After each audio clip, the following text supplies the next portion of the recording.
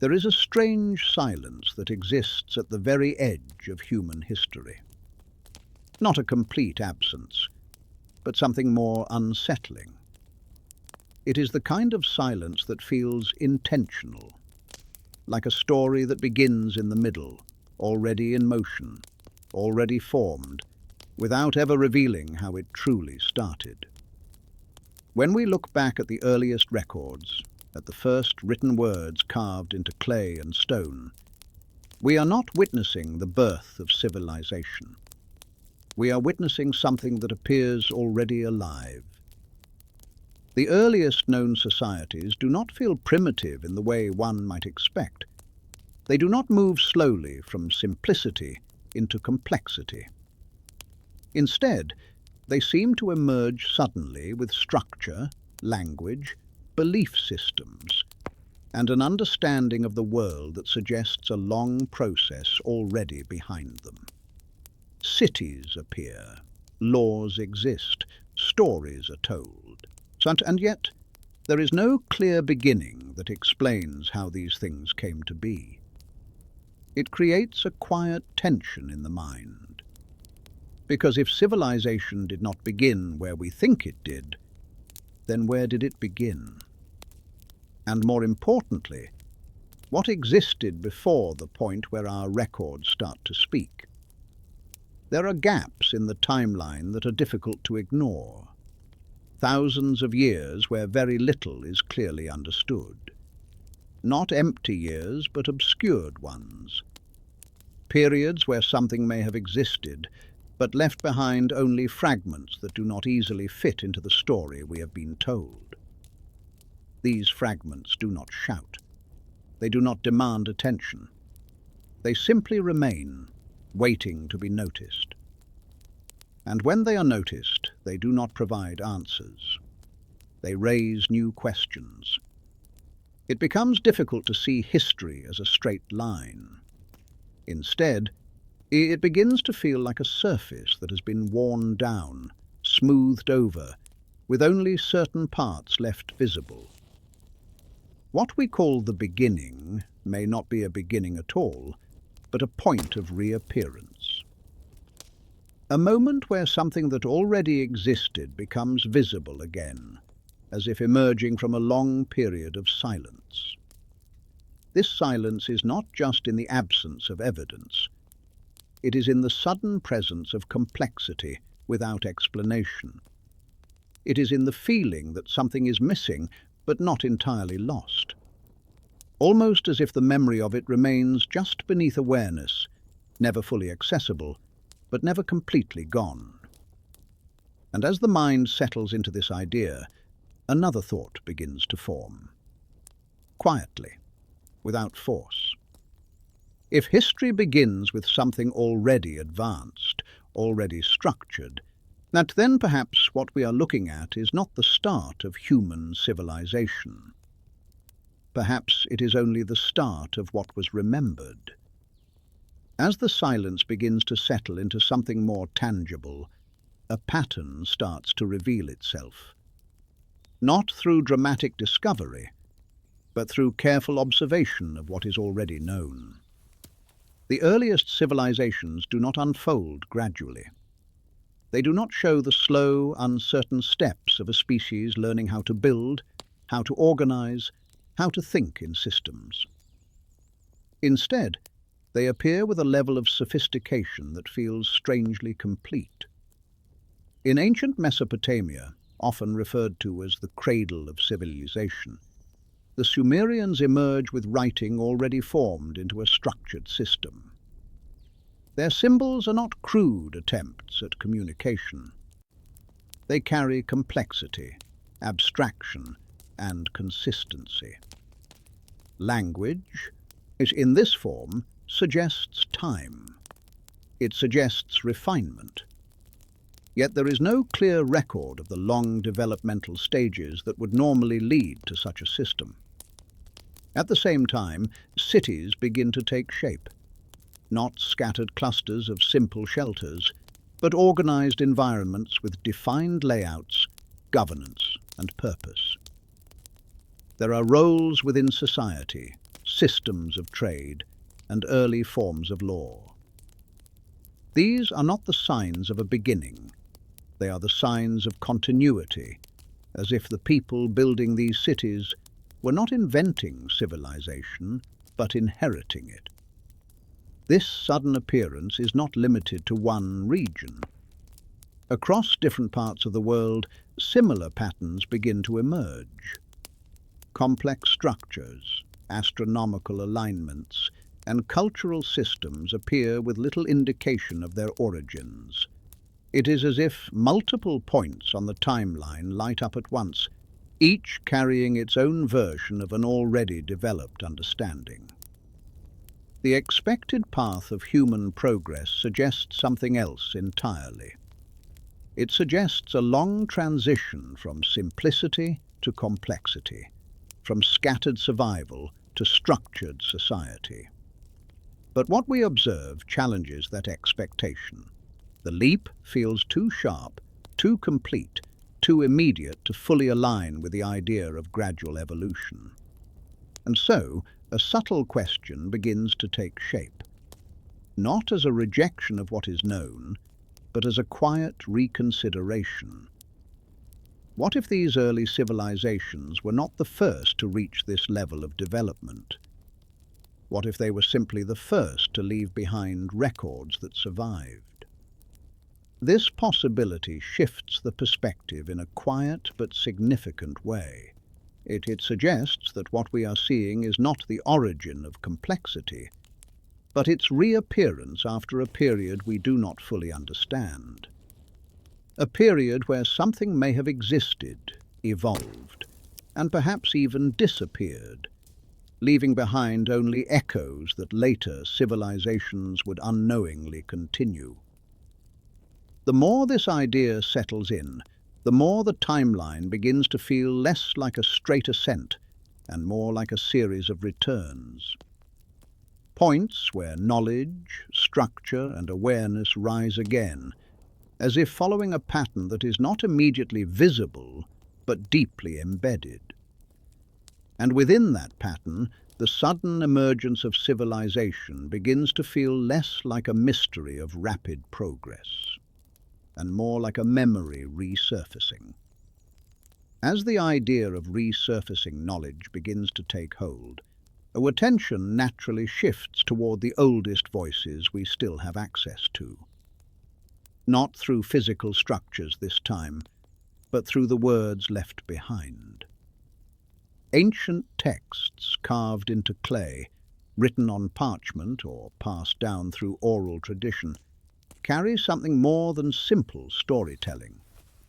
They carry fragments of memory, shaped by time, translation, and interpretation.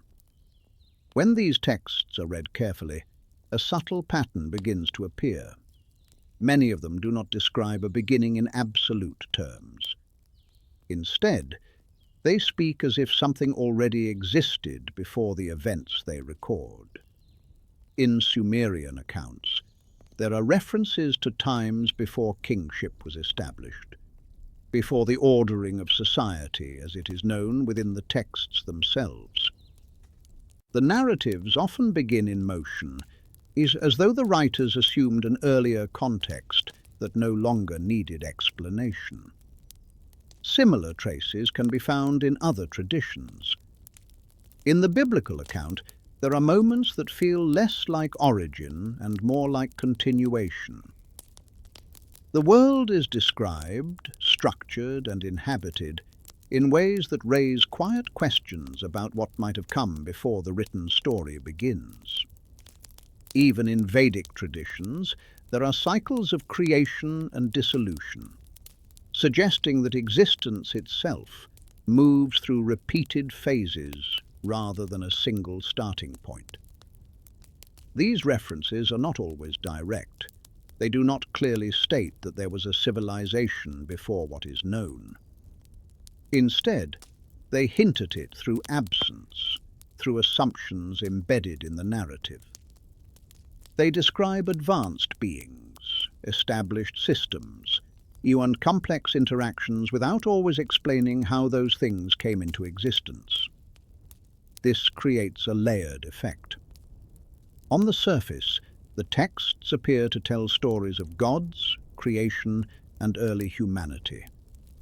But beneath that surface, there is a quieter implication, that the writers were not documenting the absolute beginning, but rather preserving what they understood from a point within an ongoing process. Interpretation becomes important here, because these texts have passed through generations, languages, and cultural shifts. Their original meaning may not be fully intact. Symbols may have replaced direct descriptions. Metaphors may stand in place of events that were once clearly understood. What was once literal could now appear symbolic, and what was once symbolic might now be taken literally. This uncertainty does not weaken their significance. If anything, it deepens it, because it suggests that the information we are receiving is filtered, shaped by time, but still carrying traces of something older. And so, instead of providing clear answers, these ancient records begin to act as quiet indicators, not pointing directly to a lost civilization, but suggesting that the story of humanity may have started long before the first words were ever written down. As these fragments of ancient memory begin to align, another pattern starts to surface. Not through language alone, but through stories that appear again and again across distant cultures. Stories of destruction, of sudden endings, of worlds that once existed and then disappeared. These are not isolated accounts. They emerge from different regions, separated by oceans and time, yet carrying a strangely similar tone. The most familiar of these is the flood, a vast, overwhelming event that resets the world, leaving only a small number of survivors behind. In Mesopotamian texts, there are detailed descriptions of such a flood long before similar narratives appear elsewhere. In the biblical account, the same pattern unfolds: a warning, a preparation, a destruction, and then a new beginning. In other traditions, variations of this story continue, sometimes with different details, but always with the same underlying structure. At first, it is easy to see these as symbolic, as metaphors for renewal, for cleansing, for transformation. But when these stories are placed side by side, their consistency becomes difficult to ignore. And they begin to feel less like independent creations and more like echoes of a shared memory, distorted over time but still recognizable. Beyond the flood, there are other references, stories of fire from the sky, of the earth shaking, of the sun behaving in unexpected ways. Events that suggest not just local disasters, but something larger, something that affected entire regions, perhaps even the planet itself. These accounts are often brief, sometimes hidden within larger narratives, but they carry a sense of finality, as if marking the end of something significant. Geological evidence offers its own quiet support. Layers in the earth that indicate sudden changes. Extinction events that appear abrupt rather than gradual. Shifts in climate that would have made survival difficult for any established civilization. These are not precise confirmations, but they create a backdrop that makes the stories feel less distant. If such events did occur, their impact would not be limited to physical destruction. Knowledge, culture, and memory would also be affected. Entire systems could vanish, leaving only fragments behind. Survivors, if there were any, would carry incomplete understanding, rebuilding from what they could remember, not from what once fully existed. This introduces a different way of looking at history, not as a steady accumulation of progress, but as a series of interruptions. periods where development reaches a certain point, followed by moments where much of it is lost. What remains is not the full picture, but a reduced version, shaped by what survived. And within this pattern of destruction and renewal, a quiet possibility begins to take form. That before the civilizations we recognize, there may have been others, not entirely erased, but reduced to traces, waiting to be noticed within the stories that continue to be told. As these patterns begin to settle, a subtle shift takes place in how the past is imagined. The focus is no longer only on what is known, or even on what is missing, but on what might have existed in the space between. The idea does not arrive suddenly. It forms slowly, shaped by fragments, contradictions, and the quiet repetition of themes that refuse to disappear. If civilizations appear already developed, if ancient texts hint at earlier states of existence, and if stories across cultures describe cycles of destruction, then it becomes difficult to avoid a certain possibility. Is that what we recognize as the beginning may not be the first chapter at all. It may be a continuation, a re-emergence of something that had already taken form long before. This is where the thought of a pre-Anunnaki world begins to take shape. Not as a fixed theory, but as an open space of consideration. The Anunnaki, as described in Sumerian texts, are often placed at the start of human development, as figures who shaped, guided, or influenced early civilization. But if the timeline itself is incomplete, then their arrival may not mark the true beginning. It may instead represent a moment within a much longer sequence. There are subtle hints that support this direction of thought. In some interpretations of ancient texts, the actions of these beings appear less like creation and more like intervention.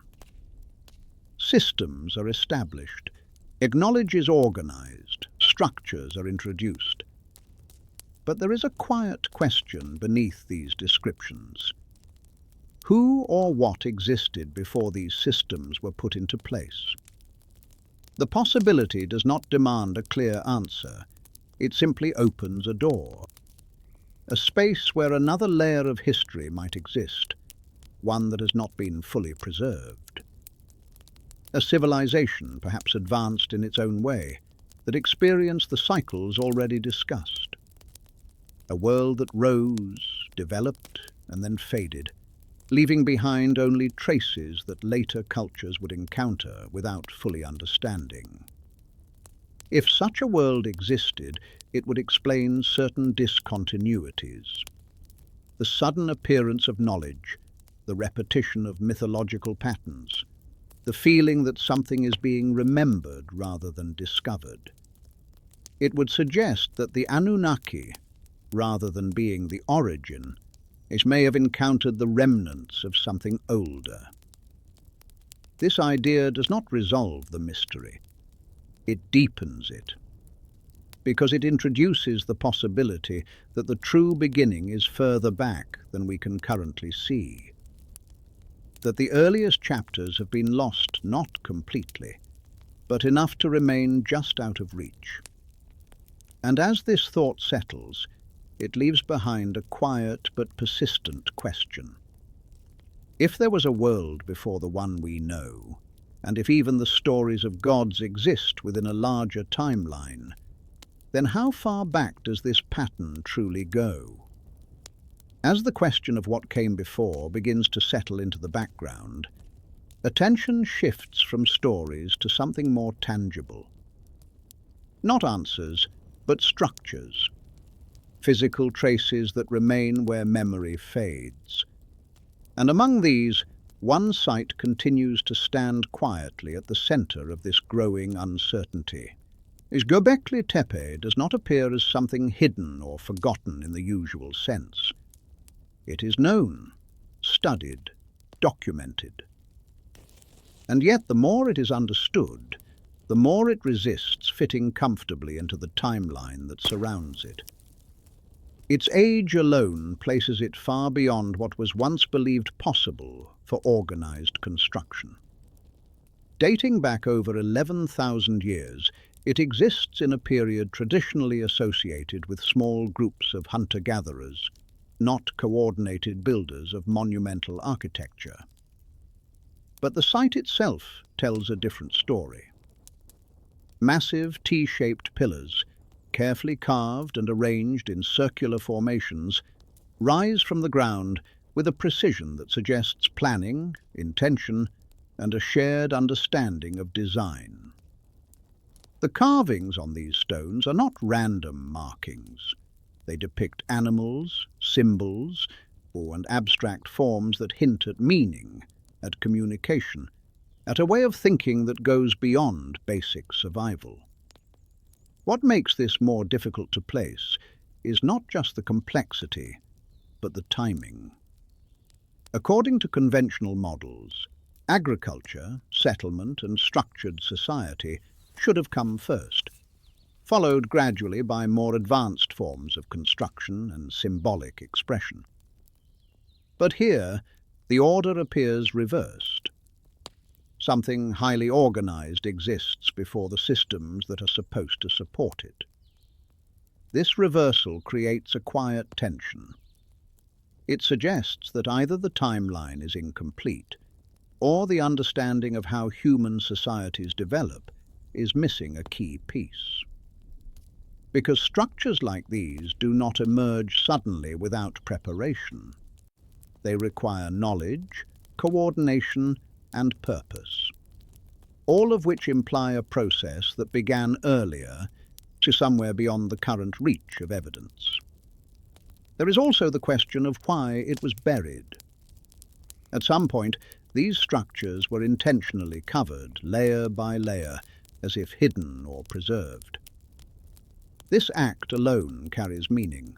It suggests awareness, perhaps even urgency. But the reason remains unclear, leaving only the action itself as a clue. And so, Gobekli Tepe does not provide a direct answer to the question of what came before. Instead, it sharpens that question.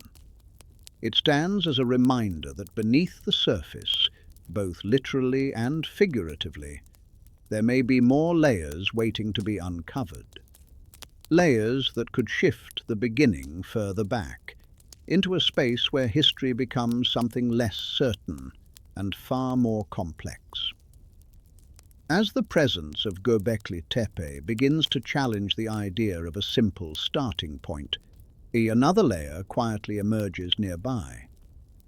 Not as an isolated discovery, but as part of something broader, a pattern that does not announce itself immediately, but becomes more visible the longer it is observed. Karahan Tepe appears at first as a continuation of the same mystery. Another ancient site, another set of carved stones, another indication that something complex existed far earlier than expected. But as research expands, it becomes clear that this is not simply a second example. It may be part of a network, one that extends across a wider region, linking multiple sites together in ways that are still being uncovered.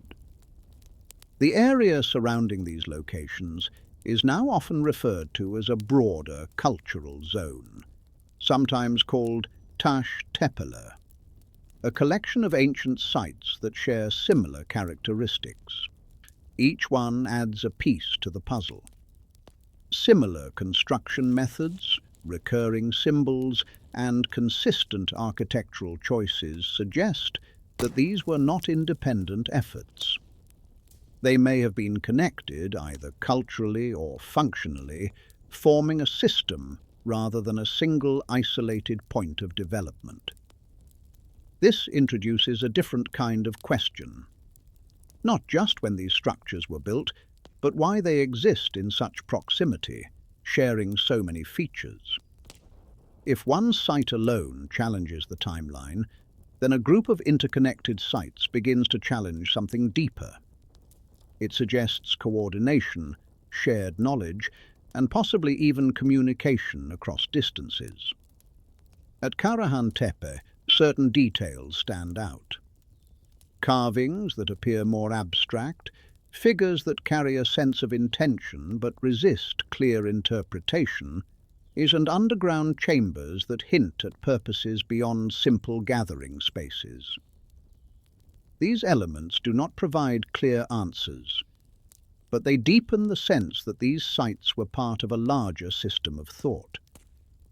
It becomes harder to imagine these places as isolated achievements of small, disconnected groups. The repetition of patterns across sites suggests continuity, a shared understanding that moves from one location to another, adapting slightly but remaining recognizable. And within this emerging network, another possibility begins to form. That these structures were not just expressions of early human creativity, but remnants of a system that had already been developed. A system that extended across the landscape, leaving behind fragments that now appear as separate discoveries, but may once have been part of something unified. Yet the ground, in this sense, becomes less of a boundary and more of a layer, a surface that conceals connections rather than separating them. And as more of these sites are uncovered, the idea of a hidden network continues to grow, suggesting that what lies beneath may not be random, but part of a design that has yet to be fully understood. As the idea of connected structures begins to take shape, attention slowly shifts downward, not just across the surface of the earth, but beneath it. Because while some traces of the past rise into view through stone and carving, others remain hidden below, carved into the ground itself, as if meant to exist out of sight. One of the most striking examples of this is Derinkuyu underground city, a vast subterranean network that descends deep below the surface. At first glance, as it appears as a place of refuge, narrow tunnels, hidden entrances, and sealed stone doors suggest protection, a space designed to shelter people from something above. But the deeper one looks, the more complex it becomes. This is not a simple hiding place. It contains multiple levels, storage areas, ventilation systems, water access, and spaces that imply long-term habitation. The design reflects planning, knowledge, and a clear understanding of how to sustain life underground. And yet, like the structures above ground, it raises more questions than it answers. Why build something so extensive beneath the surface? What conditions would require not just temporary shelter, but entire communities living below ground for extended periods? The answers are not clearly stated, but the possibilities begin to align with earlier ideas. Your catastrophic events, environmental shifts, or threats that made the surface unstable could have driven such construction. What makes this even more intriguing is that Derinkuyu underground city is not alone. Similar underground networks exist throughout the region, varying in size but sharing certain characteristics. Hidden entrances, interconnected tunnels, and architectural consistency suggest that this approach to survival was not isolated. It may have been part of a broader response to conditions that affected entire populations. This brings the focus back to the idea of cycles. If catastrophic events were not singular occurrences but repeated patterns, then the existence of underground cities begins to feel less like an anomaly and more like preparation. A method developed over time, refined through experience, and passed down as a necessary response to something that returned more than once. There is also a quieter layer to consider: the psychological shift required to move life underground, to leave open space and light behind, and instead exist within enclosed, controlled environments. This suggests not just adaptation, but necessity. A decision made under conditions where the surface was no longer reliable. And so, beneath the visible remains of ancient structures, another world begins to emerge. One that does not seek to be seen, but still carries the same sense of intention and design. A world that hints at survival strategies shaped by forces we may not fully understand, and experiences that may have been far more common than the surface alone would suggest. As attention moves back above the surface, another pattern begins to reveal itself, not through scale alone, but through detail. The structures left behind are not only large, they are precise in ways that feel difficult to reconcile with the tools and methods typically assigned to their time. This precision is not limited to one location. It appears across continents, cultures, and environments, repeating itself with a consistency that suggests something more than coincidence. Massive stone blocks, some weighing dozens or even hundreds of tons, are shaped and placed with an accuracy that leaves little room for error. Edges align with such tight tolerance that even modern instruments struggle to replicate them with the same consistency. Surfaces are smoothed, angles are exact, and joints fit together without the need for binding materials. In many cases, the stones appear almost fused, as if the process used to shape them followed principles not fully understood today.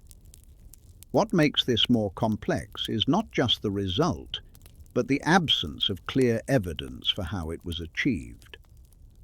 Conventional explanations point to gradual experimentation, simple tools, and large amounts of labor over extended periods. While this may account for certain aspects, it does not fully explain the level of refinement observed in many of these structures. There is a gap between what is assumed and what is visible. This gap invites a quiet reconsideration, not necessarily a rejection of known methods, but an openness to the idea that additional knowledge may have existed. Knowledge that allowed for greater efficiency, greater accuracy, or entirely different approaches to working with materials. If such knowledge existed, it may not have been widespread. It may have been concentrated, passed through specific groups, or even inherited from earlier sources. The repetition of these precise techniques across distant regions adds another layer to the question. It suggests either independent discovery occurring in remarkably similar ways, or some form of shared understanding that moved between cultures. Both possibilities carry implications that extend beyond simple craftsmanship. They point towards systems of knowledge that were organized, transferable, and perhaps more advanced than currently acknowledged. There is also the matter of intent.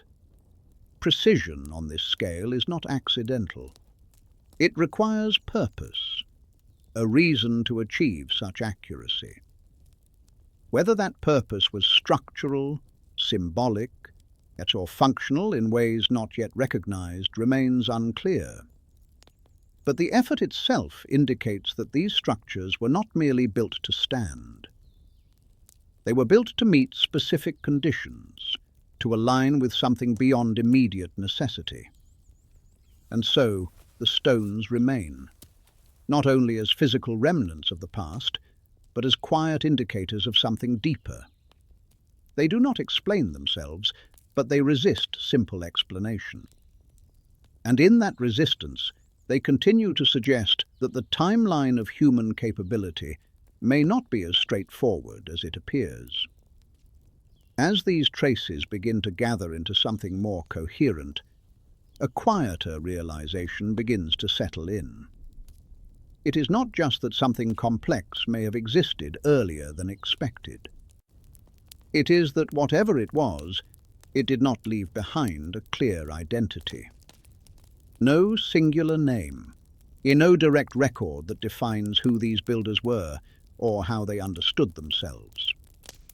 Only fragments remain, scattered across regions, carrying signs of intelligence and intention, but not a unified voice.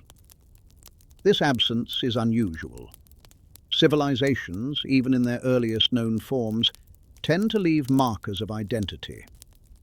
Names of rulers, symbols of belief, records of events. These elements form the foundation of historical memory, allowing later generations to trace continuity.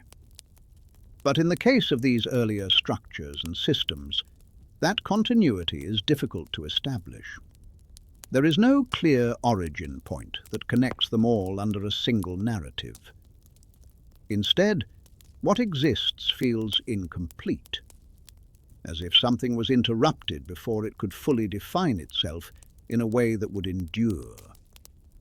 The structures suggest organization. The patterns suggest shared knowledge. But the identity behind them remains out of reach, not entirely erased, but never fully revealed. This raises a different kind of question, not just about when this civilization may have existed, but about how it ended.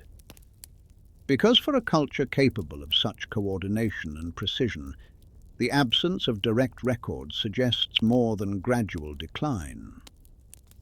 It suggests disruption, something that prevented its memory from being carried forward in a recognizable form. If this disruption was sudden or repeated, it could explain why only fragments remain.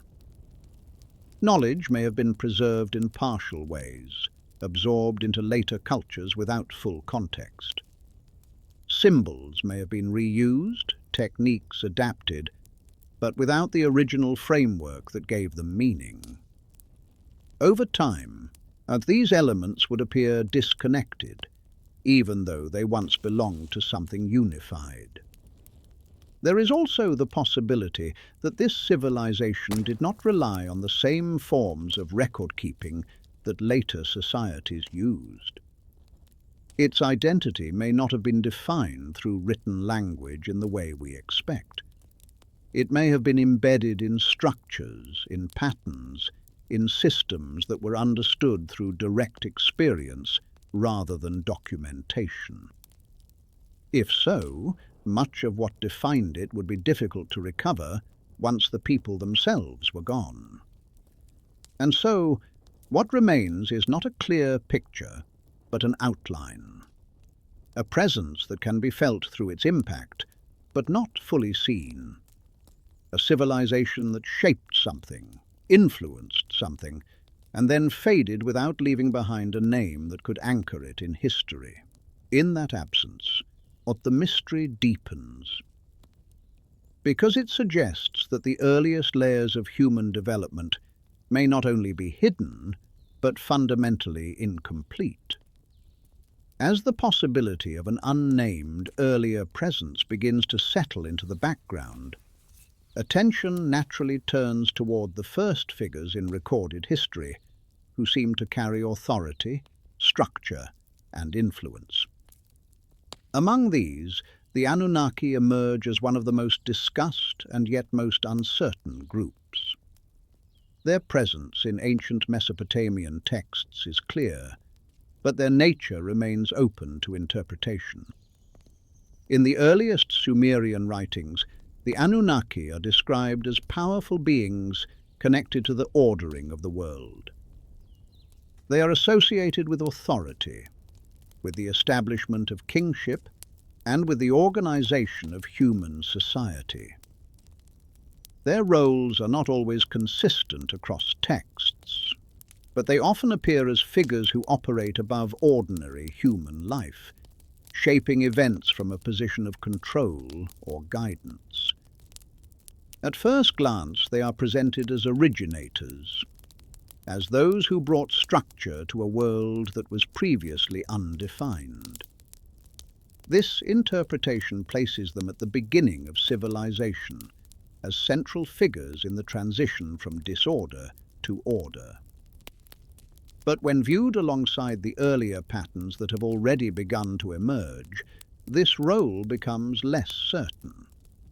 Because if complexity existed before their appearance in the texts, then their position may not be as absolute as it seems. They may not represent the true beginning, but rather a point where the story becomes visible again.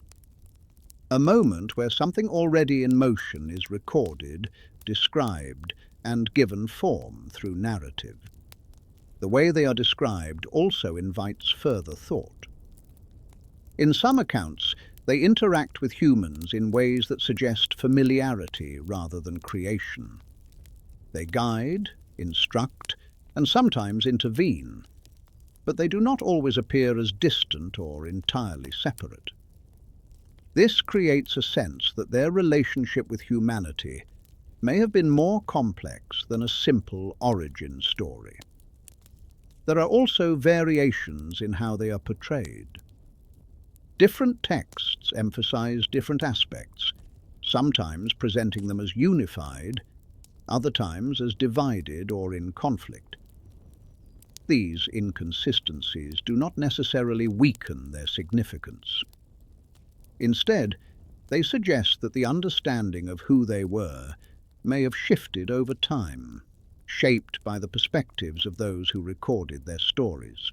What remains consistent is their presence at a critical point in the narrative of early civilization. They appear where structure begins to take recognizable form, where systems are established, and where human society starts to resemble something familiar. But even within this role, there is a quiet uncertainty. Because if the timeline itself extends further back than these records, then the Anunnaki may not be the origin of what they are often associated with.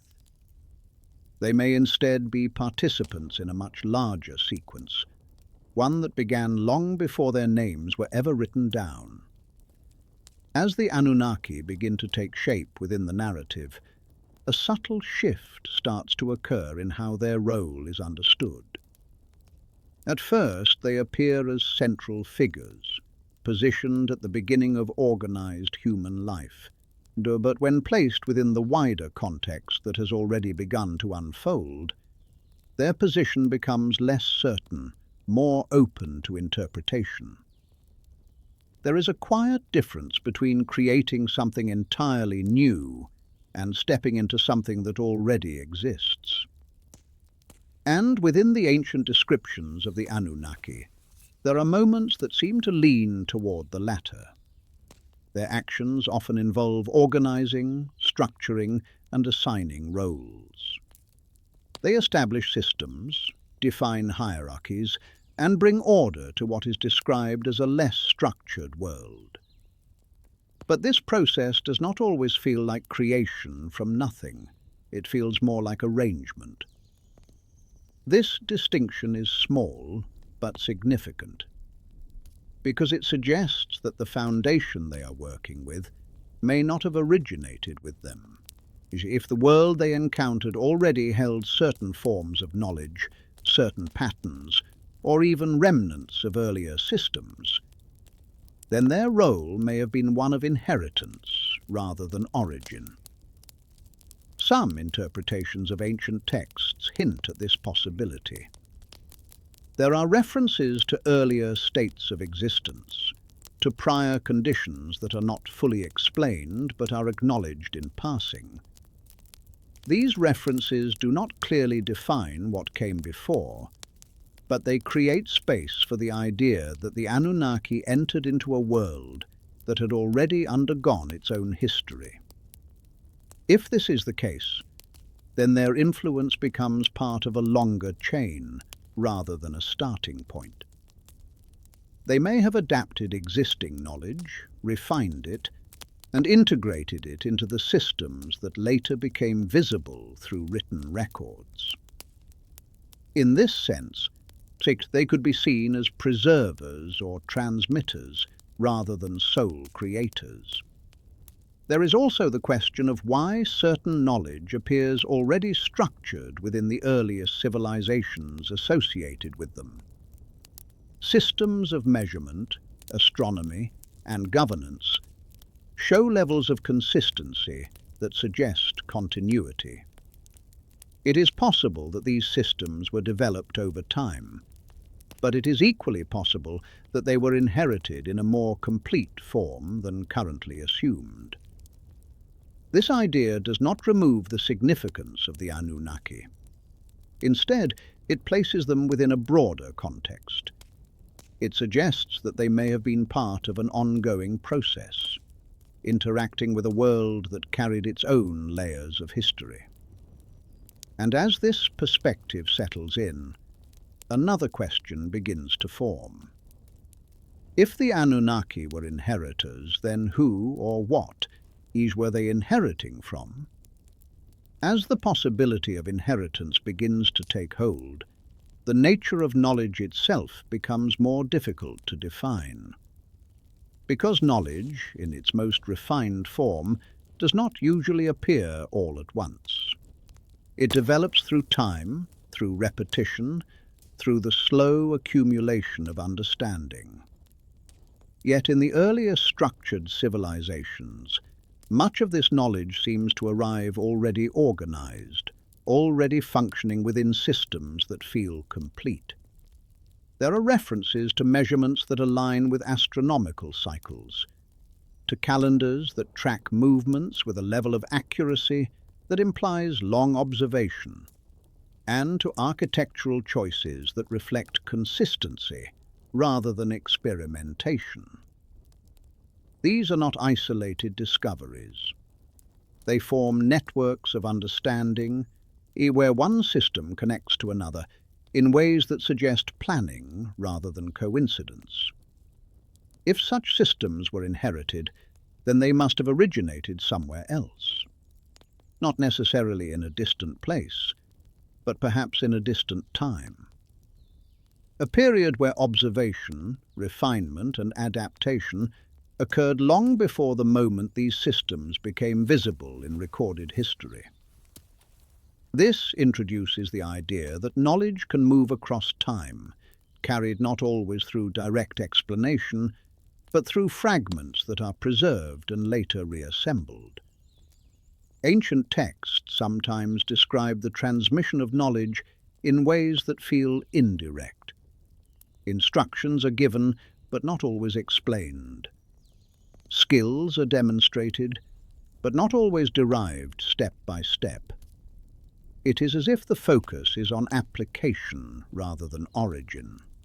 This creates the impression that the source of the knowledge is assumed, not questioned, as though it was already understood by those within that context.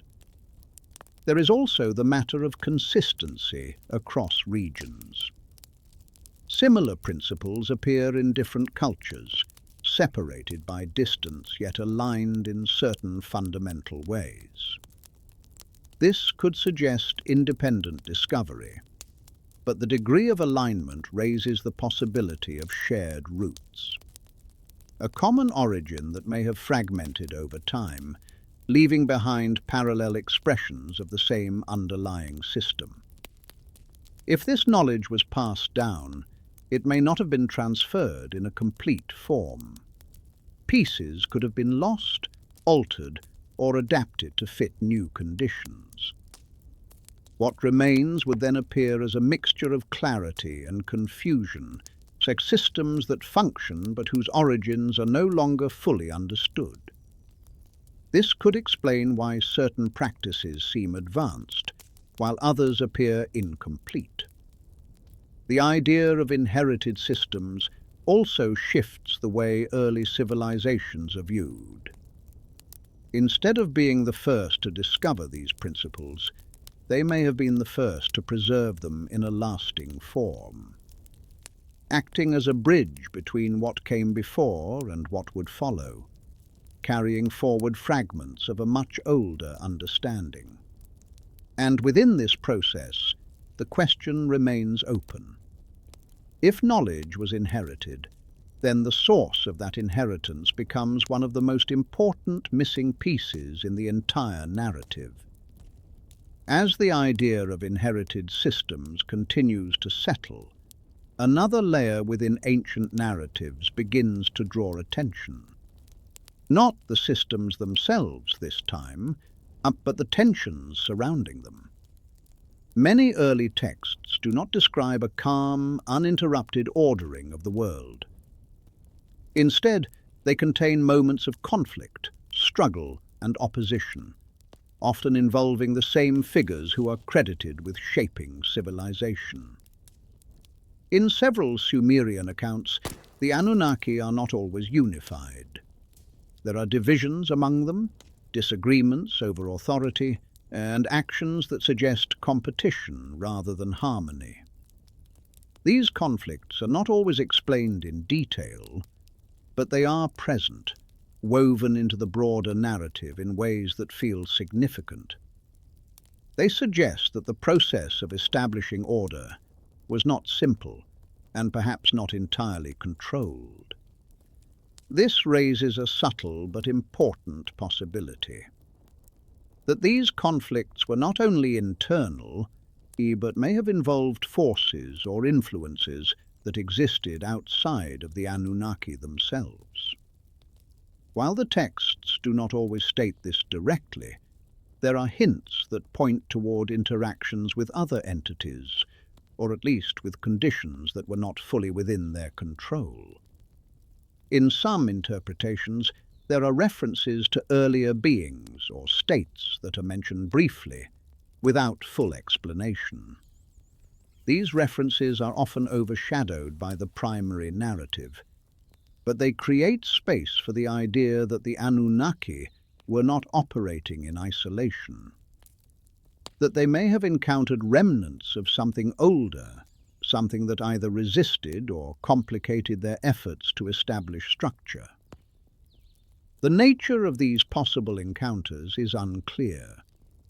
They could represent symbolic interpretations of natural forces, internal divisions projected outward, or something more literal that has since been obscured by time. The texts do not provide a clear distinction. Instead, they present these moments in a way that allows for multiple readings, each adding a different layer to the overall picture. What remains consistent is the presence of tension, the sense that the world being described was not entirely stable, and that the establishment of order required navigation through challenges that were not fully defined. This complexity adds depth to the narrative, moving it away from a simple origin story and towards something more dynamic. If there were older powers, whether understood as previous civilizations, unknown forces, or symbolic representations of earlier states, then the role of the Anunnaki becomes more complex, as they are no longer just creators or organizers, but participants within a larger and possibly ongoing interaction. And within this interaction, the boundaries between what is known and what is implied begin to blur, leaving behind a quiet impression that the story being told is only one layer of a much deeper and more intricate past. As the threads of conflict, inheritance, and uncertainty begin to converge, a quieter realization starts to emerge beneath them. It is not found in what the ancient texts clearly describe, but in what they leave incomplete. The story of the Anunnaki, as it has come down through fragments of translation and interpretation, feels as though it begins in motion, already unfolding, already shaped by events that are no longer visible. There is no clear starting point that explains their own origin, so they appear within the narrative with identity, with structure, with purpose, but without a detailed account of where they themselves came from.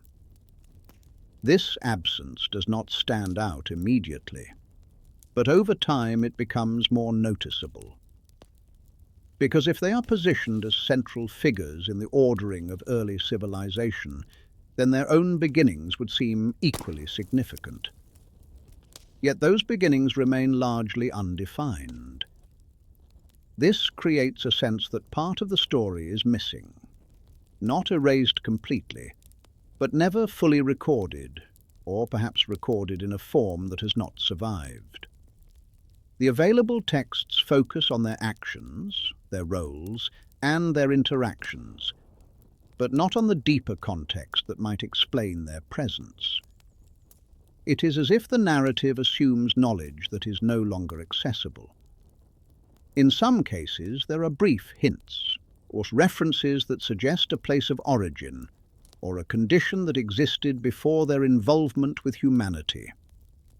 But these hints are often indirect, open to interpretation, and shaped by translation.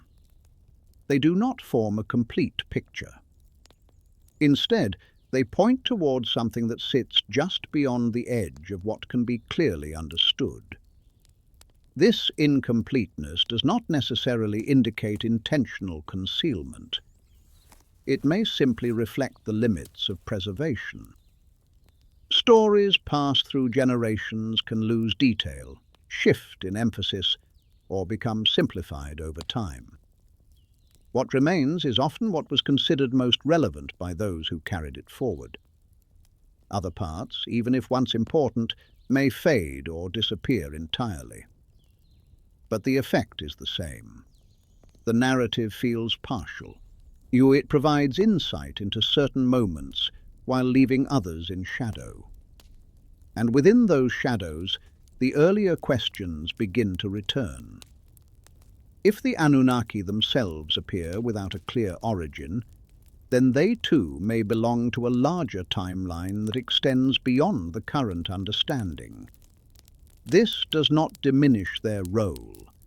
It reframes it, placing them not at the absolute beginning, but within a sequence that has deeper layers. Layers that have not been fully uncovered, but continue to influence the way the known story unfolds. And so, the missing chapter remains. Not as a void, but as a quiet space that suggests there is more to the story than what has been preserved. As the idea of missing chapters begins to settle, the structure of time itself starts to feel less stable.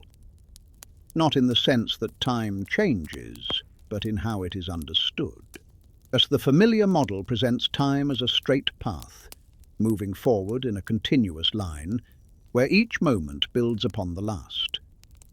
But within many ancient traditions, this is not how time is described. Instead, time appears as something that moves in cycles, expanding, contracting, repeating in patterns that stretch far beyond a single human lifespan. In Vedic traditions, there are descriptions of vast ages known as yugas, each representing a different state of existence. These ages do not move toward a permanent end, but toward transition. One phase gives way to another, not as a final conclusion, but as part of a repeating sequence. A similar concept appears in other cultures. The Mayan understanding of time is often represented through cycles within cycles, where periods begin, end, and begin again in a structured rhythm. And these cycles are not merely symbolic, they are tied to astronomical observations, to movements in the sky that repeat with precision. The alignment between celestial patterns and human interpretation suggests that time, in these systems, is not abstract. It is observed, measured, and understood as something that returns. This cyclical view introduces a different way of looking at history. Instead of a single origin followed by continuous progress, there may be multiple origins. Multiple points where systems rise, develop, and then shift into decline, only to rise again in a new form. Each cycle carries elements of the previous one, but not always in a complete or recognizable way. Within this framework, the idea of lost civilizations becomes less unusual. If time moves in cycles, it's then the existence of earlier advanced societies is not an anomaly. It is an expected part of the pattern. Civilizations would emerge, reach a certain level of complexity, and then face transitions that alter or erase much of what they created. What follows would not be a complete restart, but a continuation shaped by what remains. There is also a quieter implication within this perspective. That memory itself may not be continuous. Just as physical structures can be lost or buried, understanding can fade between cycles. Knowledge may persist in fragments, carried forward through symbols, stories, and systems that are only partially understood by those who inherit them. This does not provide a definitive explanation. It does something more subtle. It reshapes the context in which all earlier questions exist. Because if time is cyclical, then the search for a single beginning becomes less relevant. The focus shifts instead toward patterns, toward repetition, toward the possibility that what is being observed now has occurred before, in ways that are no longer fully visible. And within that possibility, the past begins to feel less distant, and more like something that continues to move quietly alongside the present. As the idea of cyclical time begins to take hold, the focus naturally shifts toward whether such cycles have left visible traces, not just in stories or philosophical traditions, but in the physical record of the earth itself.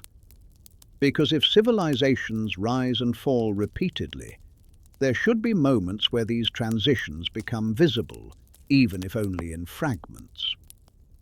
There are certain periods in Earth's history where change appears sudden rather than gradual.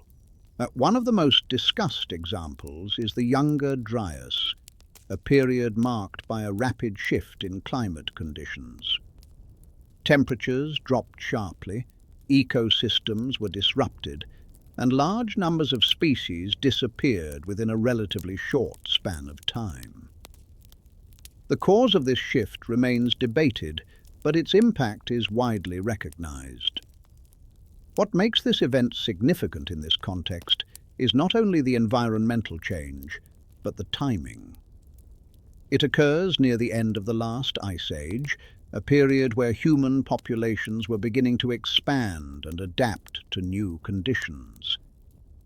If there were communities developing early forms of structure or knowledge during this time, such a sudden shift would have had a profound effect on their survival.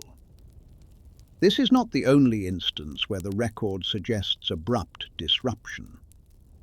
Layers of sediment, unusual deposits, and patterns of extinction appear at different points in geological history, each indicating moments where the normal flow of development was interrupted. These events do not directly confirm the existence of lost civilizations, but they create conditions where such losses would be possible. When placed alongside the recurring stories of floods, fire, and global upheaval, these physical traces begin to form a subtle alignment. The narratives describe destruction, and the geological record shows that large-scale disruption has occurred. The connection is not exact, but it is enough to raise questions about how much of the human past may have been shaped by these events. If such resets did occur, their effect would extend beyond immediate survival. Knowledge systems, cultural structures, and accumulated understanding could be fragmented or lost entirely. What remains would depend on what could be carried forward, either through memory or through whatever physical traces manage to survive. This introduces a different way of viewing continuity. Instead of a steady accumulation of knowledge, there may be periods where understanding contracts, only to expand again later. Each cycle would carry forward something from the last, but never in a complete form. Over time, this would create the appearance of sudden advancement, when in reality it may be the reassembly of something older. And so, the evidence of global resets does not provide a final answer. It offers a framework, one that allows for the possibility that the gaps in history are not empty, but shaped by events that altered what could be remembered, preserved, and passed on. As the possibility of global disruption begins to take shape, attention shifts toward what might remain after such events. Not just physical remnants, but people. Because if cycles of destruction occurred, then survival becomes a central part of the pattern. And where there are survivors, there is the potential for memory, even if that memory is incomplete. Many ancient traditions include references to individuals or small groups who endure catastrophic events. These figures are often described as carrying knowledge, preserving essential understanding through periods of chaos. They are not always central to the story, but their presence is consistent. They appear at the moment of transition, bridging what was lost and what will come next. In flood narratives, for example, the focus is often on survival, but there is also an emphasis on preservation. Instructions are given, preparations are made, and certain elements are carried forward deliberately. This suggests an awareness that something important could be lost if not protected. It also implies that knowledge itself was considered valuable enough to safeguard, even in the face of destruction. These survivors are sometimes portrayed as teachers in the period that follows. They pass on what they remember, helping to rebuild systems of thought and structure. But the knowledge they carry may not be complete. It may be simplified, adapted, or altered by the conditions they experienced. Over time, this could lead to systems that function, but whose original context is no longer fully understood. There is also the possibility that knowledge was preserved in ways that are not immediately obvious, not only through direct teaching, but through symbols, rituals, and practices that encode information in indirect forms. These methods would allow certain ideas to persist, even if their original meaning becomes less clear over time. If such knowledge keepers existed, they would play a crucial role in shaping what comes after each cycle. They would determine which ideas are retained, which are forgotten, and how the past is interpreted by future generations. Their influence would not always be visible, but it would be present in the patterns that continue to appear across different cultures. This introduces a quieter layer to the idea of continuity. That what survives is not random, but guided, at least in part, is by those who carry fragments of earlier understanding. These fragments may not form a complete picture, but they provide enough structure for new systems to emerge. And within this process, the line between discovery and remembrance begins to blur. Because what appears as new knowledge may, in some cases, be the result of something older being brought back into awareness, shaped by those who manage to carry it forward through the spaces between cycles. As the role of survivors begins to take form, another layer quietly emerges beneath it. Survival alone does not guarantee continuity. Even if people endure, Even if fragments of knowledge are carried forward, there is still the question of how much is truly remembered and how much is lost in the process. Rebuilding after disruption is not the same as continuing without interruption, as it involves gaps, moments where understanding is incomplete, where systems must be reconstructed without full access to what once existed. In such conditions, people do not begin from nothing, but they do not begin from clarity either. They work with fragments, with impressions, with partial knowledge that must be reshaped into something usable. This can create a world that feels both familiar and uncertain at the same time. Structures may resemble earlier forms, but their original purpose may not be fully understood. Symbols may be repeated, but their meanings may shift. Practices may continue, but the reasoning behind them may become less precise. Over time, these changes accumulate, creating a version of reality that is connected to the past but not identical to it. In this process, memory itself becomes unstable, or not in the sense that it disappears entirely, but in the way it transforms. Stories replace direct experience. Interpretation replaces certainty. What was once clearly understood becomes layered with meaning, shaped by new conditions and new perspectives. The past remains present, but in a form that is no longer exact.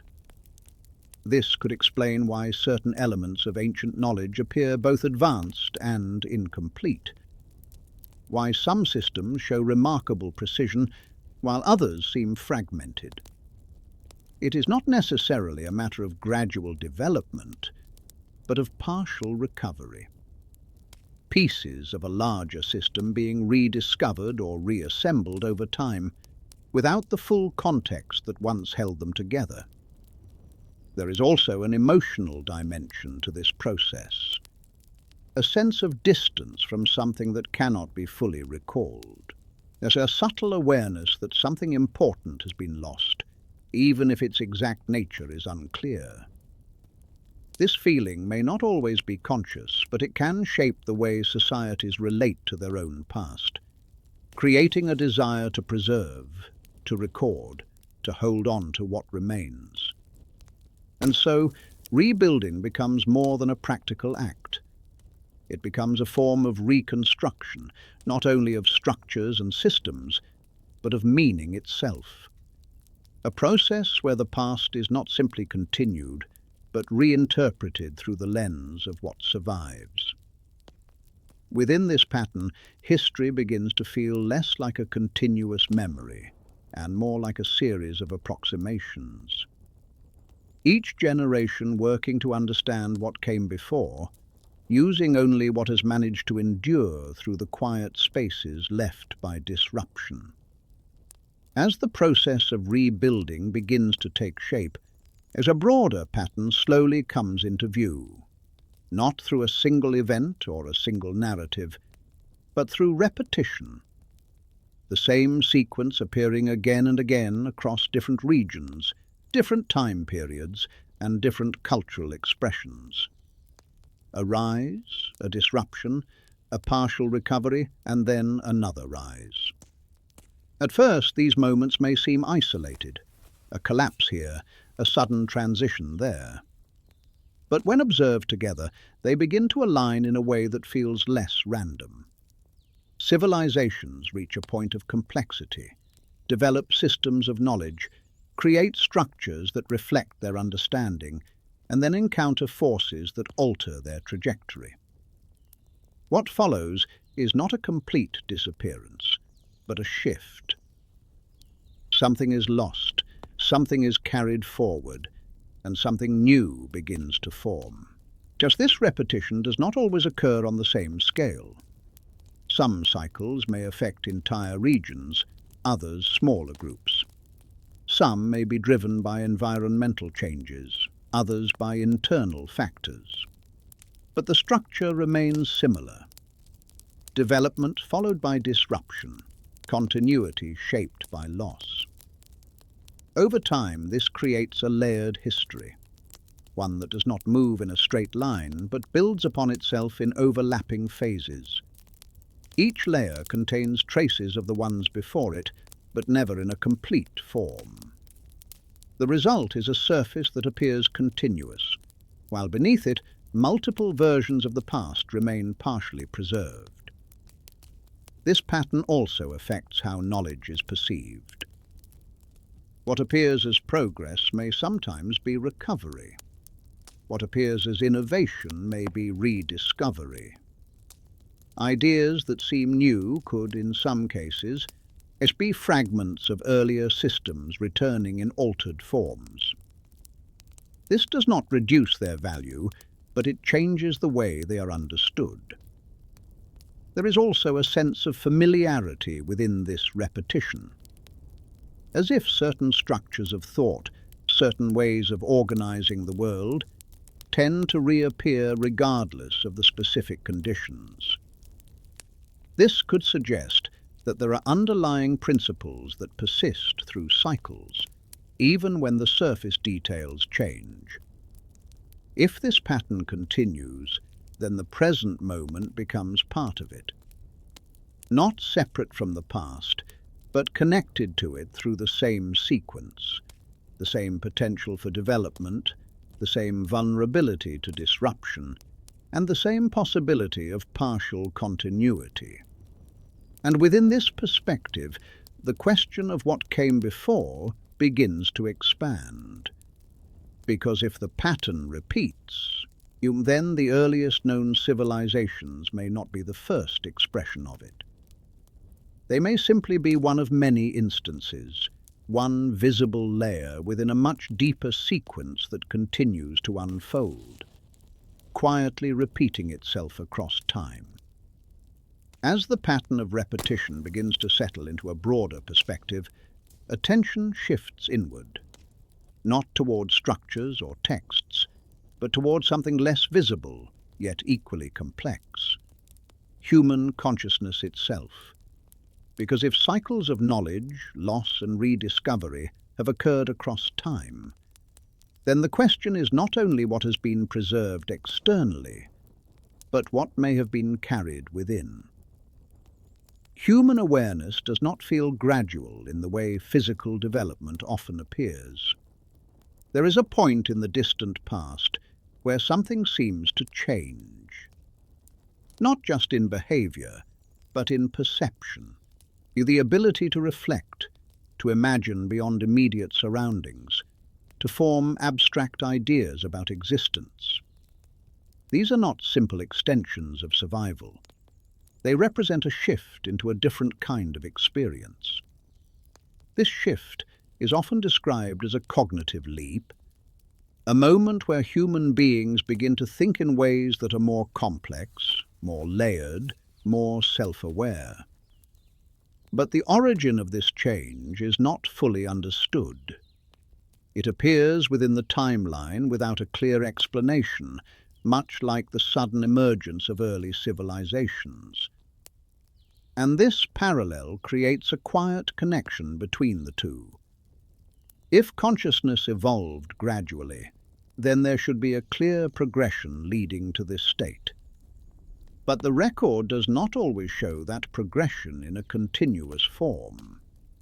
Instead, it suggests moments of acceleration, periods where understanding expands more rapidly than expected, as if something has been unlocked rather than slowly built. This introduces a different possibility. That consciousness, in its current form, may not be entirely new. It may be influenced by something that existed before, something that shaped the way human beings perceive and interpret the world. This influence does not need to be direct or fully understood. It could exist as a subtle layer embedded within the structure of thought itself. There are also aspects of human awareness that remain difficult to explain. Intuition, sudden insight.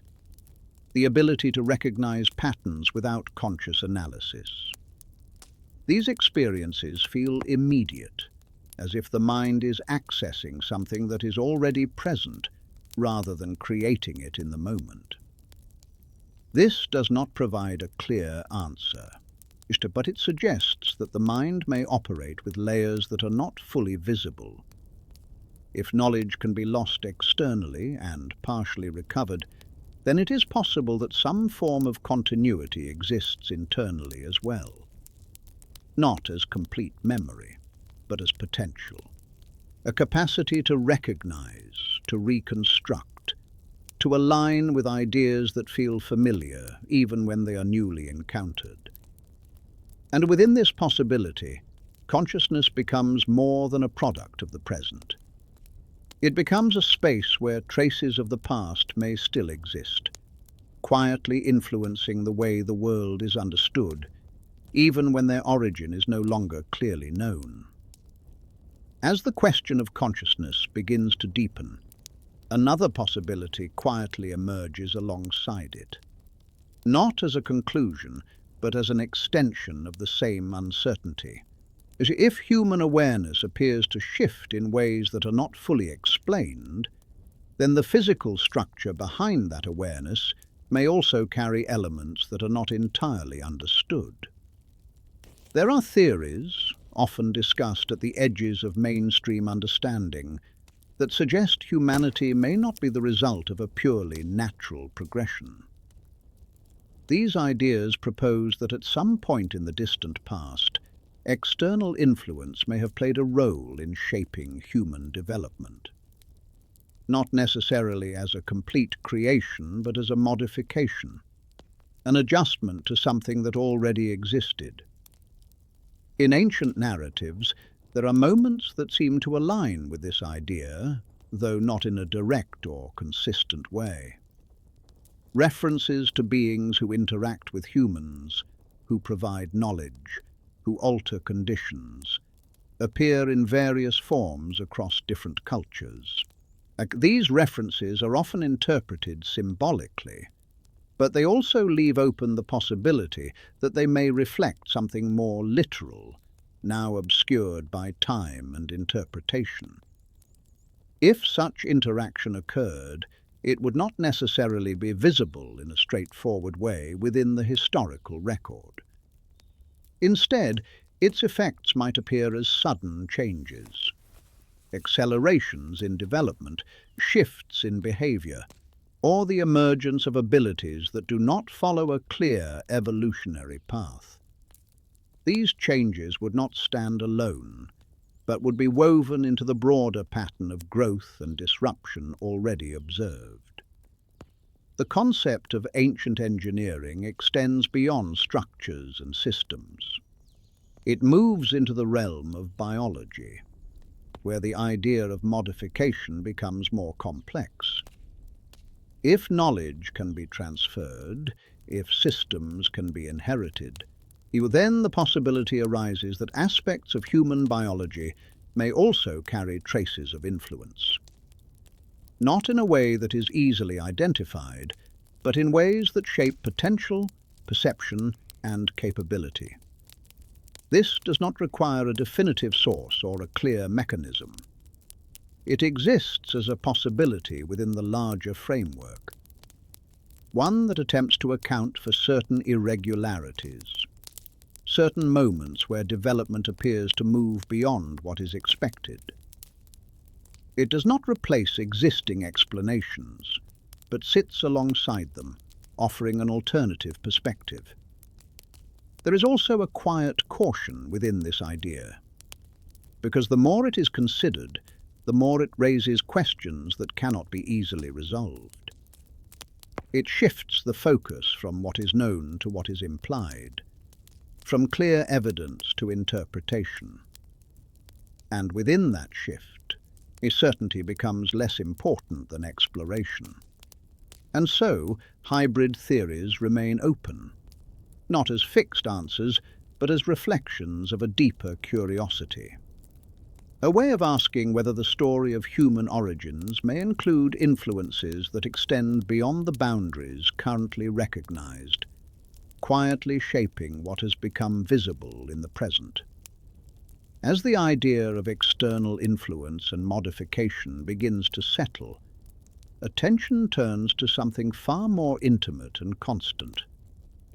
The structure that exists within every human body, carrying information across generations without interruption. DNA is often understood as a biological code, a system that determines physical traits and functions. But when viewed through the lens of continuity and cycles, it begins to take on a different significance. DNA does not simply define the present form, it carries traces of the past. Not in the form of memories that can be consciously accessed, but as patterns that have been preserved over time. These patterns reflect adaptation, survival, and change, shaped by conditions that may no longer exist. In this sense, DNA acts as a record, not of events in detail, but of responses to those events.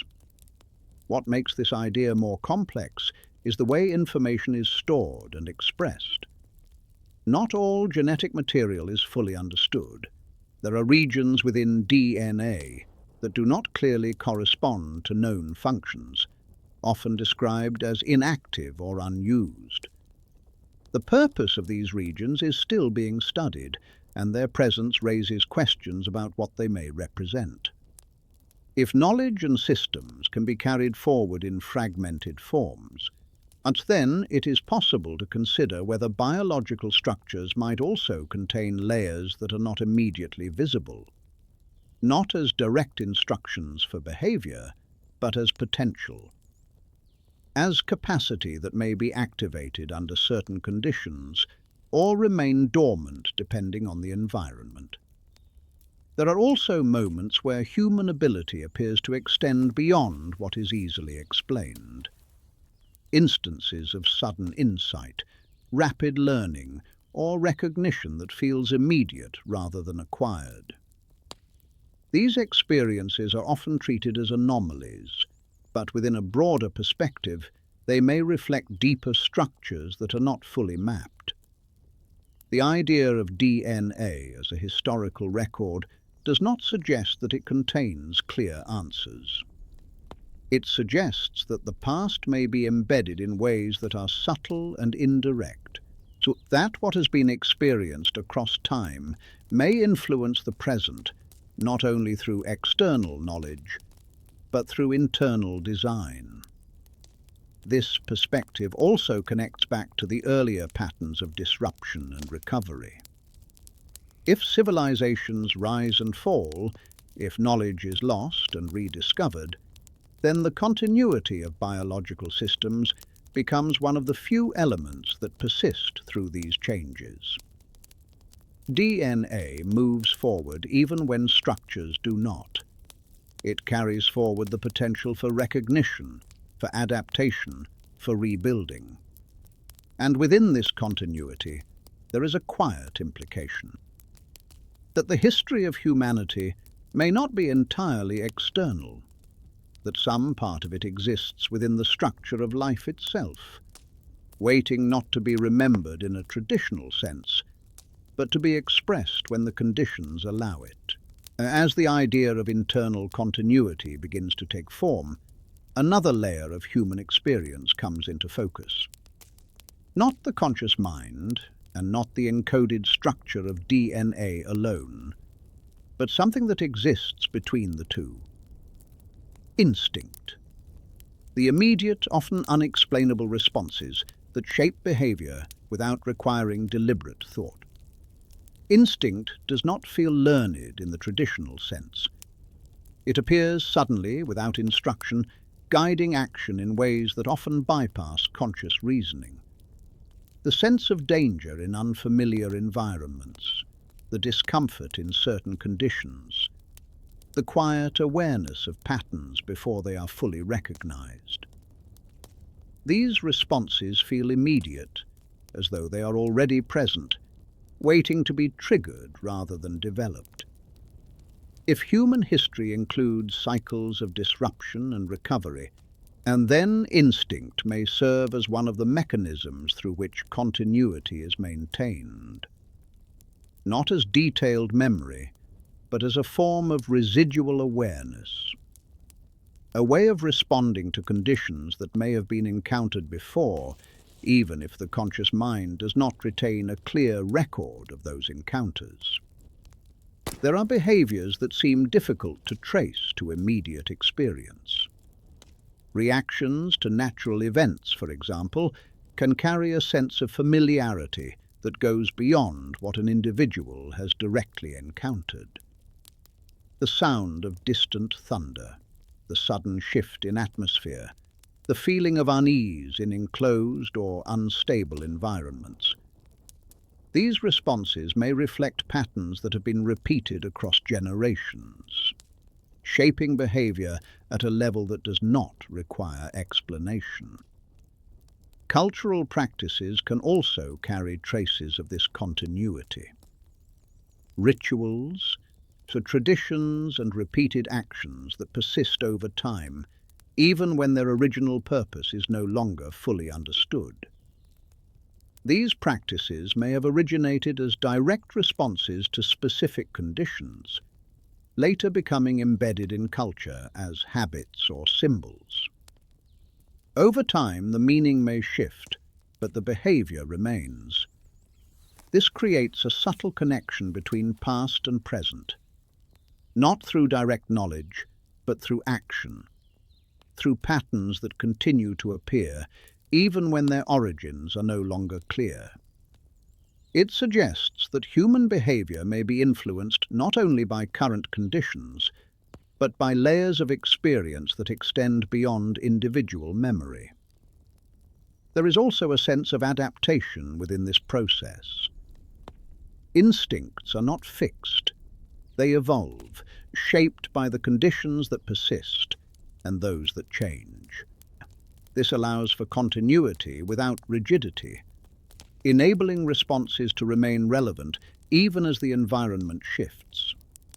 And within this evolving structure, the past continues to exert influence, not as a clear narrative, but as a series of tendencies, reactions, and inclinations that guide behavior in quiet ways, suggesting that what has been experienced before may still shape what is felt now, even when its origin remains just out of reach.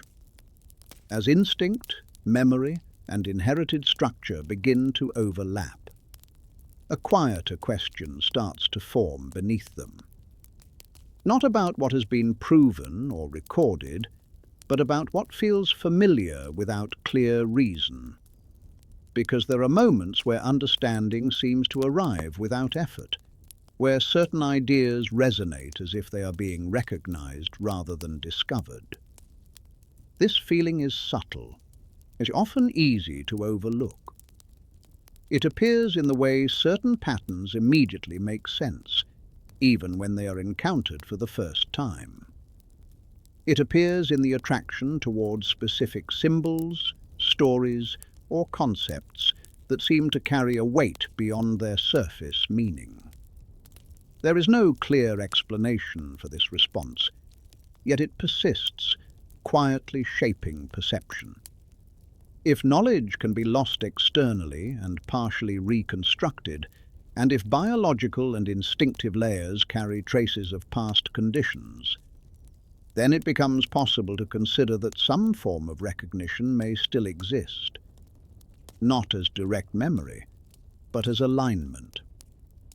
A sense that certain ideas fit into something already present, even if that presence is not fully understood. This does not suggest that individuals carry detailed recollections of past civilizations or events, or it suggests something more diffuse. That the structure of thought itself may be influenced by patterns that have existed before. That when certain concepts are encountered, they resonate because they reflect something embedded at a deeper level. There are also collective aspects to this experience. Certain themes appear repeatedly across cultures, even when those cultures have developed independently. Similar stories, similar symbols, similar interpretations of existence. These parallels are often explained through shared human experience, but they may also reflect something more persistent, something that moves through time in less direct ways. This idea remains open. It does not claim certainty. It simply allows for the possibility that the past is not entirely separate from the present, that some aspects of it may still be active, so not as clear memories, but as influences that shape the way reality is interpreted. There is also a sense of distance within this possibility, a recognition that something may be present, but not fully accessible, like a memory that cannot be recalled directly, but can be felt through its effects. This distance creates both curiosity and restraint, encouraging exploration without demanding resolution. And within this space, the question continues to expand. If humanity carries traces of something lost, then those traces may not reveal themselves all at once. They may appear gradually, through moments of recognition, through patterns that repeat, through ideas that feel familiar even when they are new, leaving behind a quiet impression that what is being explored is not entirely unknown, but not fully remembered either. As the focus moves outward again, away from internal patterns and back toward the physical world, a broader structure begins to emerge. Not from a single site or region, but from the way distant locations seem to share certain characteristics. Patterns that appear across continents, separated by vast distances, yet aligned in ways that feel deliberate. There are ancient structures positioned in relation to the sky, aligned with celestial events such as solstices, equinoxes, and specific star positions. These alignments are not random. They require observation, consistency, and a level of understanding that extends beyond immediate surroundings. What becomes more intriguing is that similar alignments appear in different parts of the world, often within cultures that are not traditionally considered connected.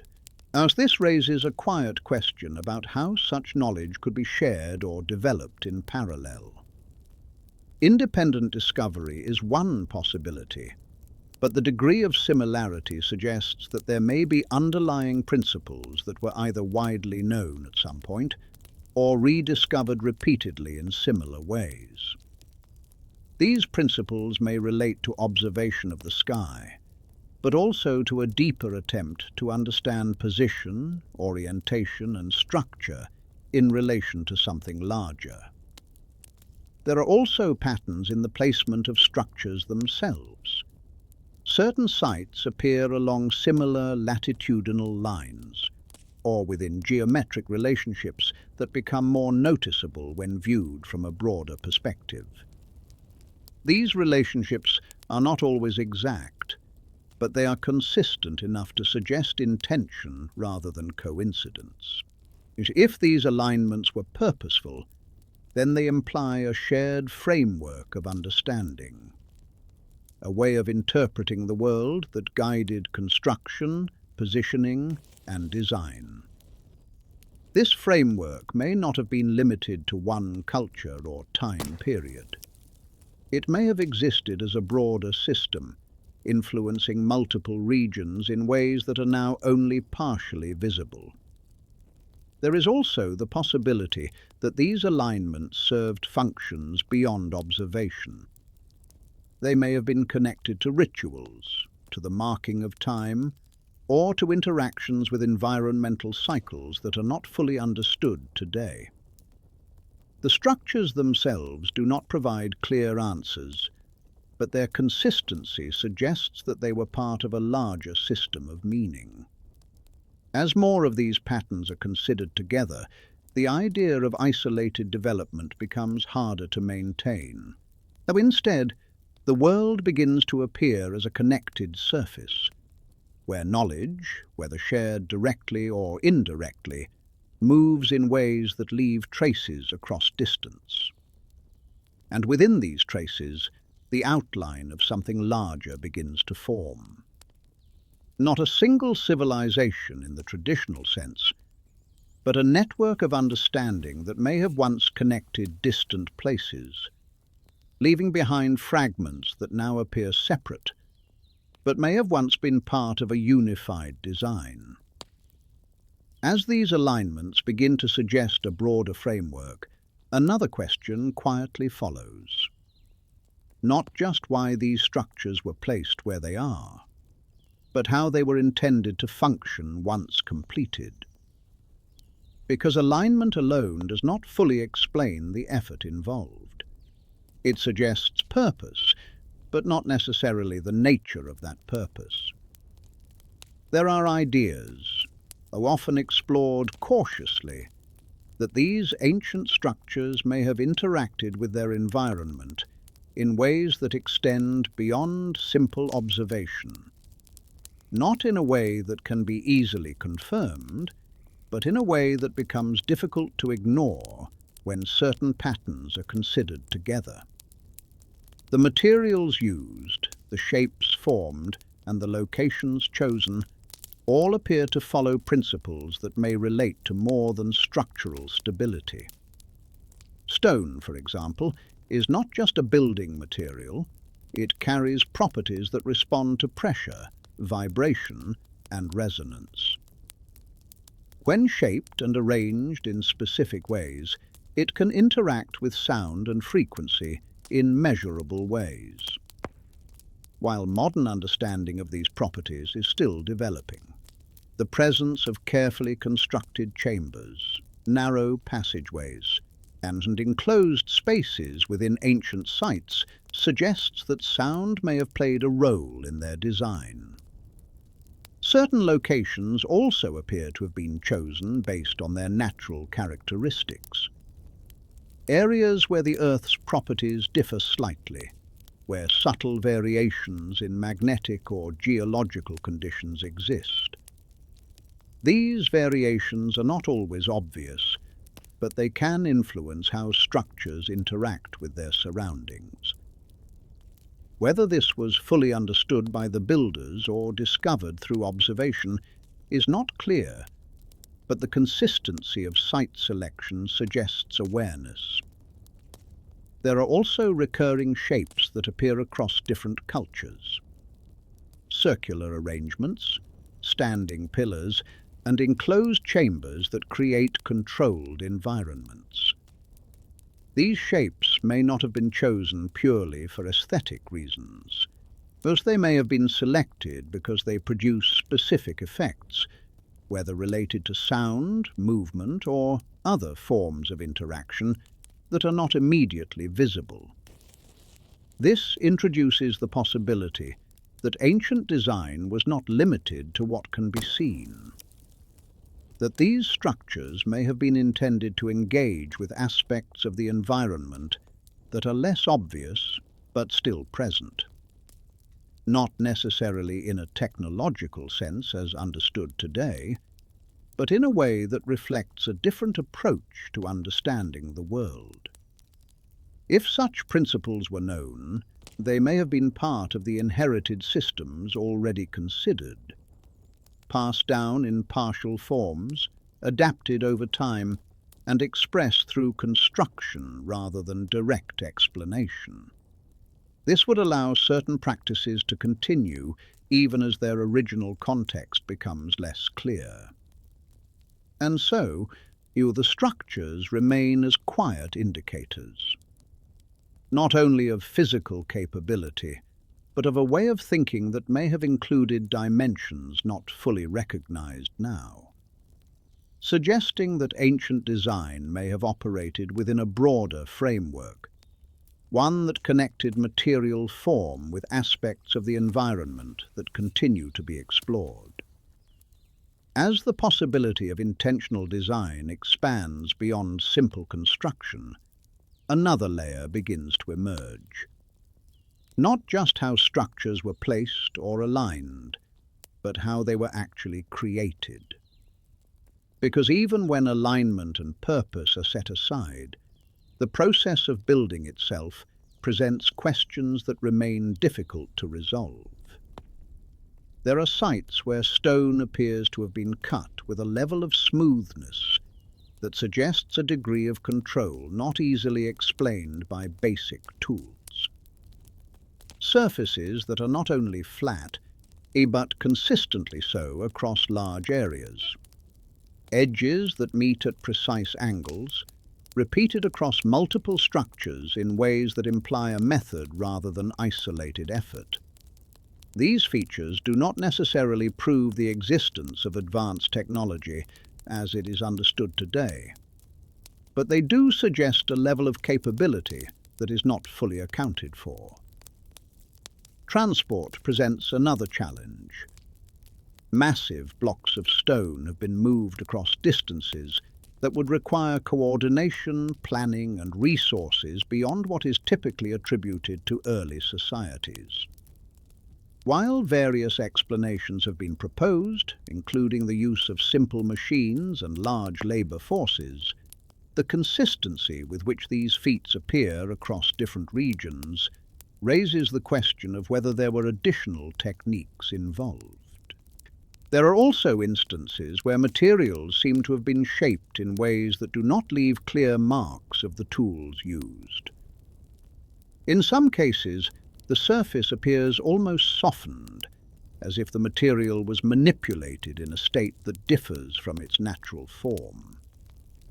These observations are often debated, but they contribute to the broader sense that something about the process is not fully understood. What makes this more complex is the repetition of these characteristics across cultures that are not directly connected. Similar levels of precision, similar challenges in transport, and similar uncertainties in method appear in different parts of the world. This could suggest independent development, but it also leaves room for the possibility of shared knowledge, whether directly transmitted or inherited from a common source. And if such technologies existed, they may not have been preserved in a way that is easily recognizable. Tools can be lost, materials can degrade, and methods can disappear if they are not continuously practiced. What remains would then be the results, structures that reflect the capability, but not the process that produced them. This creates a situation where the outcome is visible, but the method is obscured, a gap between what is seen and what is understood. And within that gap, the idea of lost technology begins to take shape. Not as something necessarily advanced in a modern sense, but as something effective, refined, and no longer fully accessible. And so, the structures continue to stand, not only as evidence of what was built, but as quiet reminders of what may have been known and then gradually lost to time. And as the question of how these structures were built begins to settle into uncertainty, another layer of absence comes into focus. Not just individual monuments or isolated sites, but entire environments that seem to have disappeared. Because if the fragments that remain already suggest complexity, then the spaces that once connected them may have been far more extensive than what is currently visible. There are indications, both physical and theoretical, that large areas of the world once supported settlements that are no longer accessible. Some are believed to lie beneath oceans, submerged as sea levels rose at the end of the last ice age. Others may be buried beneath layers of sediment, concealed by natural processes that gradually covered what once stood above ground. In both cases, the result is the same: and the surface no longer reflects what may have existed before. The idea of submerged cities is not entirely speculative. There are locations where structures have been identified beneath water, suggesting that parts of earlier landscapes now lie below sea level. While interpretations of these findings vary, they introduce the possibility that entire regions once inhabited are now hidden, their details inaccessible without extensive exploration. On land, the process is different but equally significant. Over long periods of time, erosion, vegetation, and geological shifts can alter the landscape in ways that obscure what was once visible. Structures collapse, materials break down, and eventually only subtle traces remain. Without continuous occupation or preservation, even complex environments can fade into the background. It's becoming part of the terrain rather than distinct features. This gradual disappearance creates gaps in the visible record, areas where development may have occurred, but left little that can be easily recognized. These gaps do not necessarily indicate absence. They may instead reflect conditions where preservation was unlikely, or where subsequent changes erased much of what existed. If entire cities have been lost in this way, then the fragments that remain above ground represent only a portion of a larger picture. Isolated structures may have once been part of broader systems, connected through environments that no longer exist in their original form. What is seen now would then be incomplete, not because it was always limited, but because much of it has been removed from view. This introduces a different perspective on the past, one where absence does not mean emptiness, but concealment.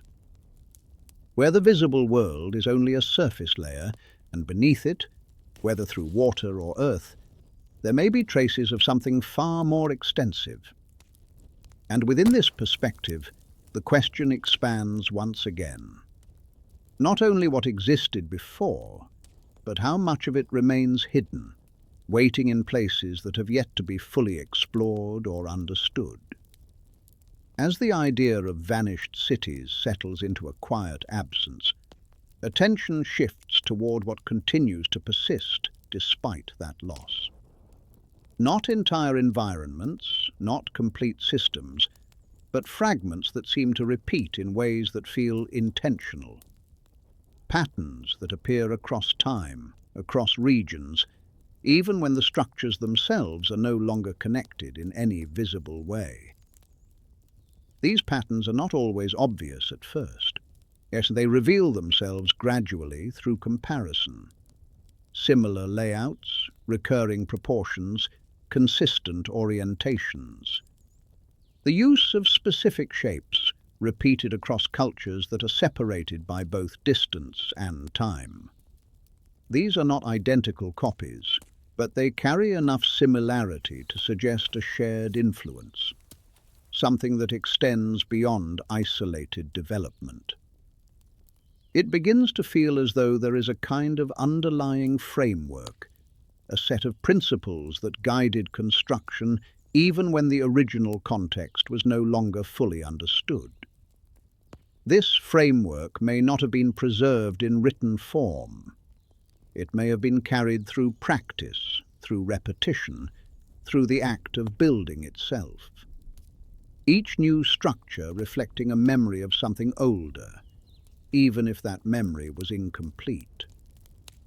In this sense, what remains is not the full design, but a blueprint in fragments. Not a literal plan that can be followed step by step, but a pattern that continues to emerge in different forms. These patterns may appear in architecture, in spatial organization, even in the ways certain environments are shaped to interact with their surroundings. There is also a sense of adaptation within this process. As conditions change, the patterns shift slightly, adjusting to new environments, new materials, new needs. But the core structure remains recognizable. This suggests that the underlying principles were flexible, capable of being applied in different contexts without losing their essential form. If such a blueprint existed, it may not have been understood in the same way it is being considered now. It may have been experienced rather than analyzed, followed rather than explained. Over time, as the original knowledge faded, the patterns would continue, even if their purpose became less clear. This creates a continuity that does not rely on complete memory. A way for ideas to persist, even when their origins are no longer visible.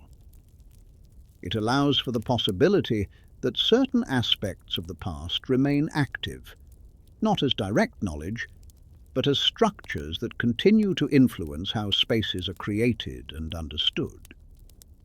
And within this continuity, the outline of something larger begins to reappear, not as a fully restored system, but as a collection of traces that point toward a design that once existed in a more complete form.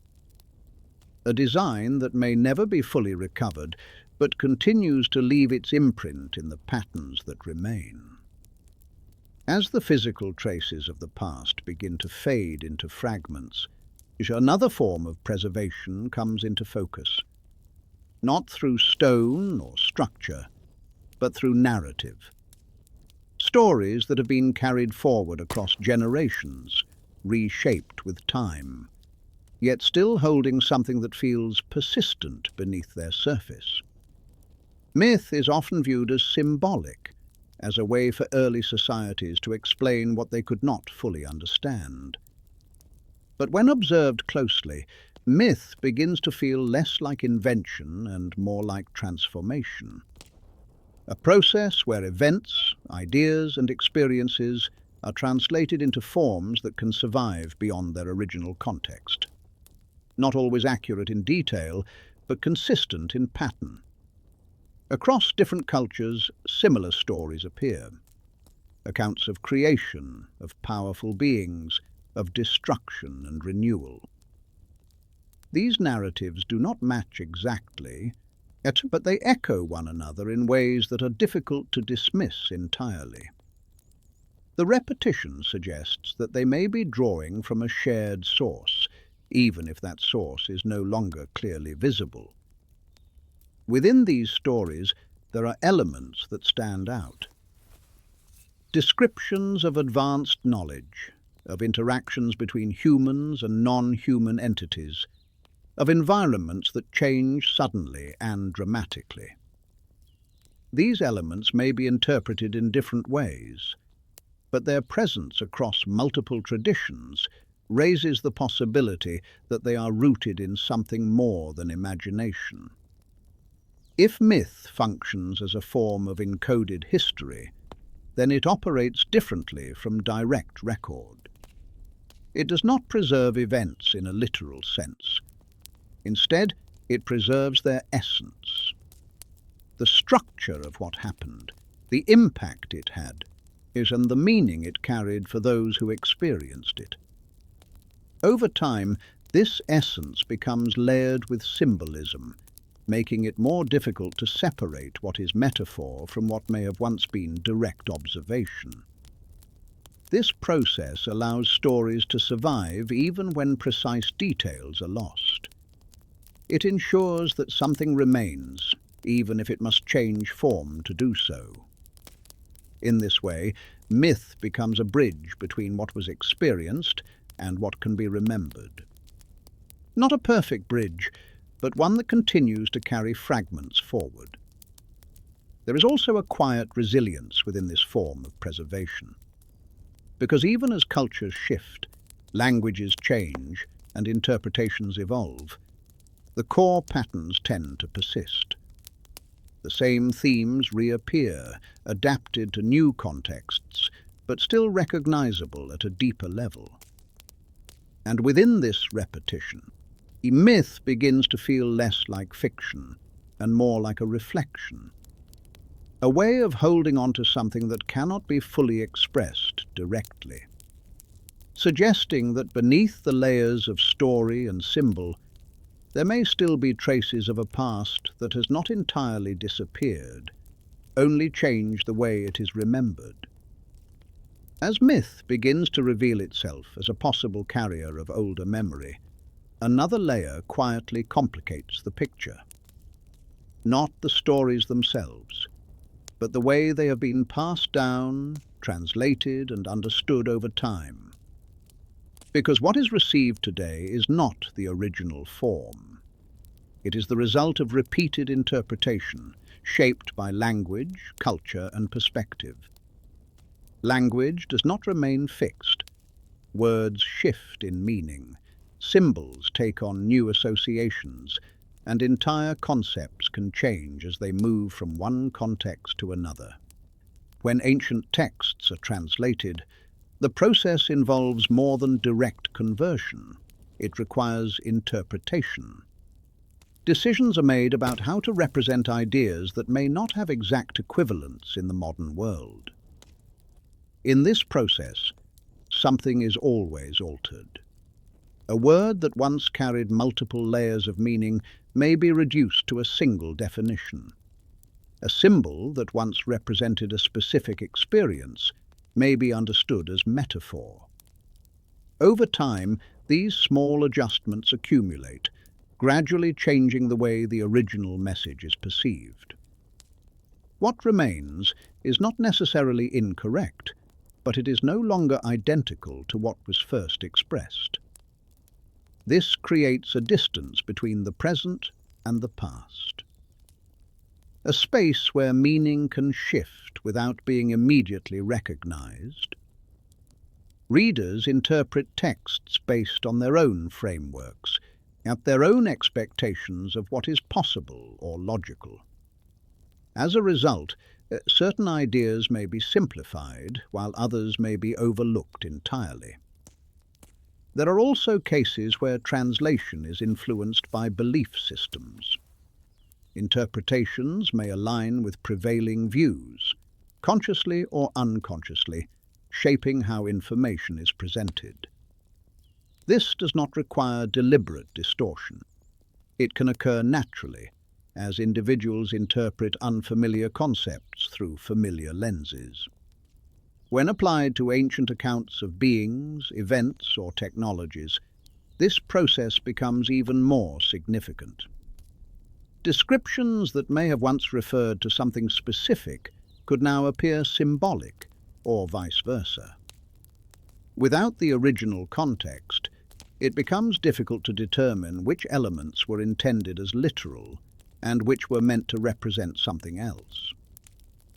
This uncertainty does not remove the value of the texts. It adds another dimension to their interpretation. It suggests that what is being read is layered, carrying traces of original meaning beneath successive translations. Each layer adds something, but also changes something. And within these layers, the possibility emerges that parts of the past have been misunderstood, not because they were hidden, but because the language used to describe them no longer aligns with the way they are being read, leaving behind a version of history that is both preserved and altered at the same time. As the complexity of translation begins to reveal how meaning can shift over time, another influence gradually comes into view. Not one that operates through language alone, but through structure. The systems that shape which narratives are preserved, or which are emphasized and which are set aside. Because beyond the process of translation, there is also the process of selection. Religious institutions in many parts of the world became the primary keepers of ancient knowledge. They preserved texts, maintained traditions, and provided continuity across generations. In doing so, they played a crucial role in ensuring that certain aspects of the past were not entirely lost. But preservation is rarely neutral. It involves choices, even when those choices are not fully conscious. Some narratives align more easily with established belief systems. Others raise questions that are more difficult to integrate.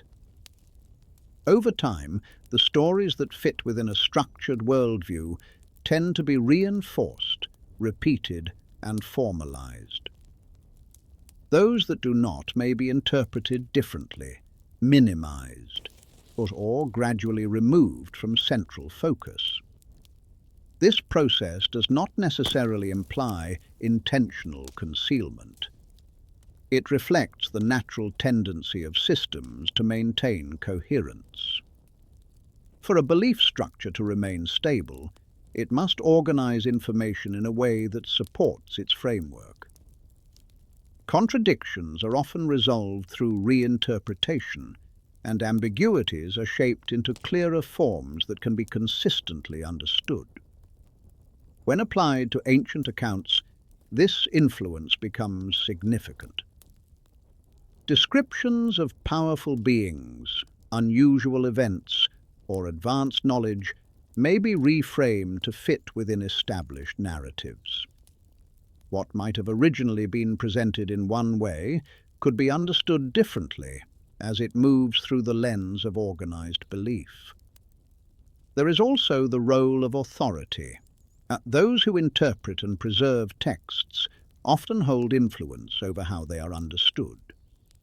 Their perspectives, shaped by their own context, can guide the way information is presented to others.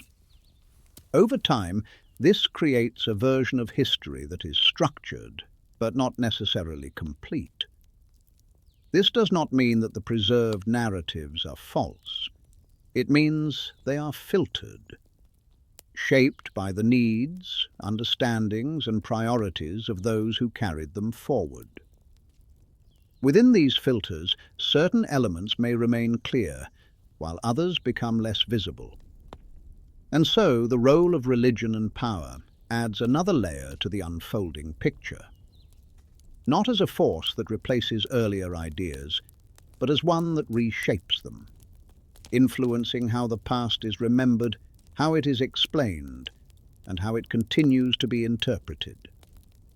Within this process, the possibility remains that aspects of earlier history are still present, but not always in their original form.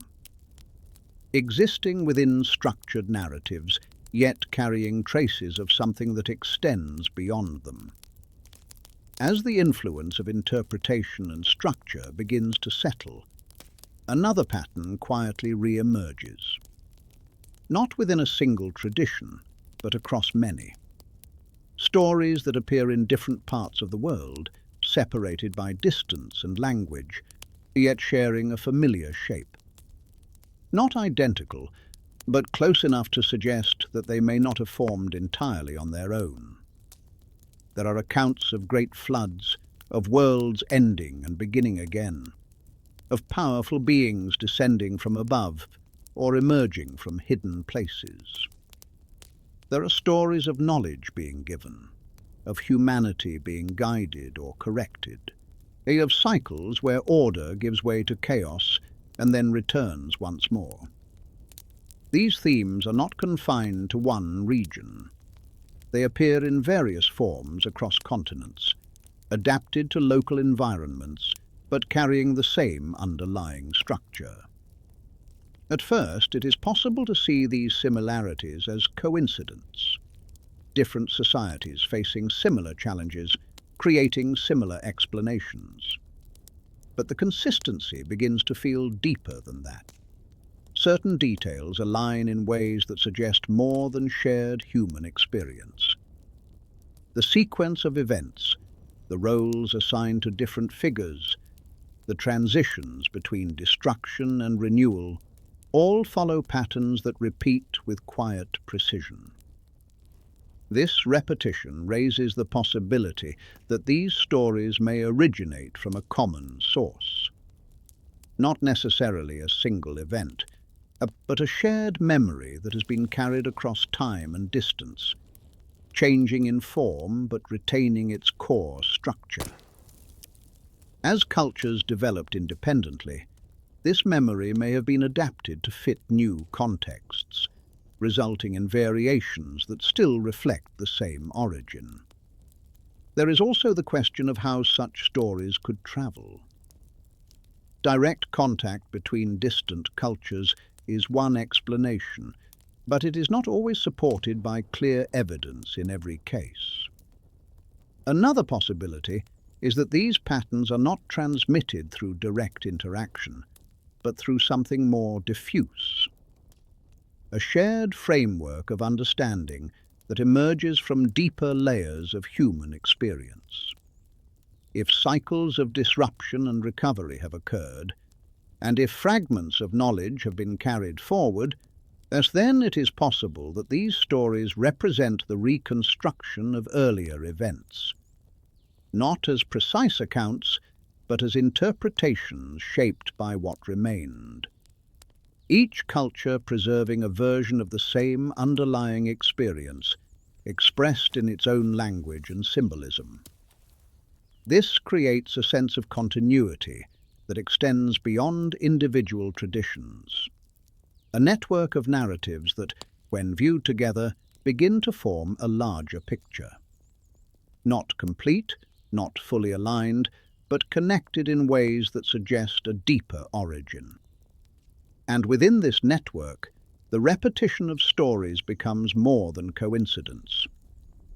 It becomes an indication that something may have been experienced widely enough to leave traces across multiple cultures, continuing to echo through time in forms that are still recognizable, even as their details continue to shift. As these repeating stories begin to align, another layer quietly reveals itself within them. Not in the events they describe directly, but in the way those events are expressed. Because much of what has been carried forward is not presented in literal form.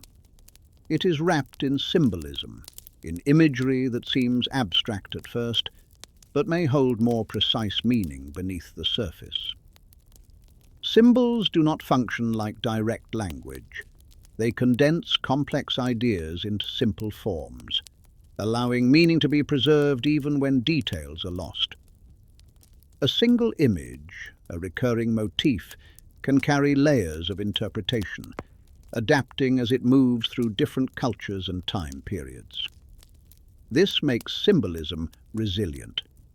It can survive change in ways that literal descriptions cannot. In many ancient traditions, important concepts are not explained step by step. They are represented. A flood may stand for more than water. A descent into the underworld may represent transition rather than location.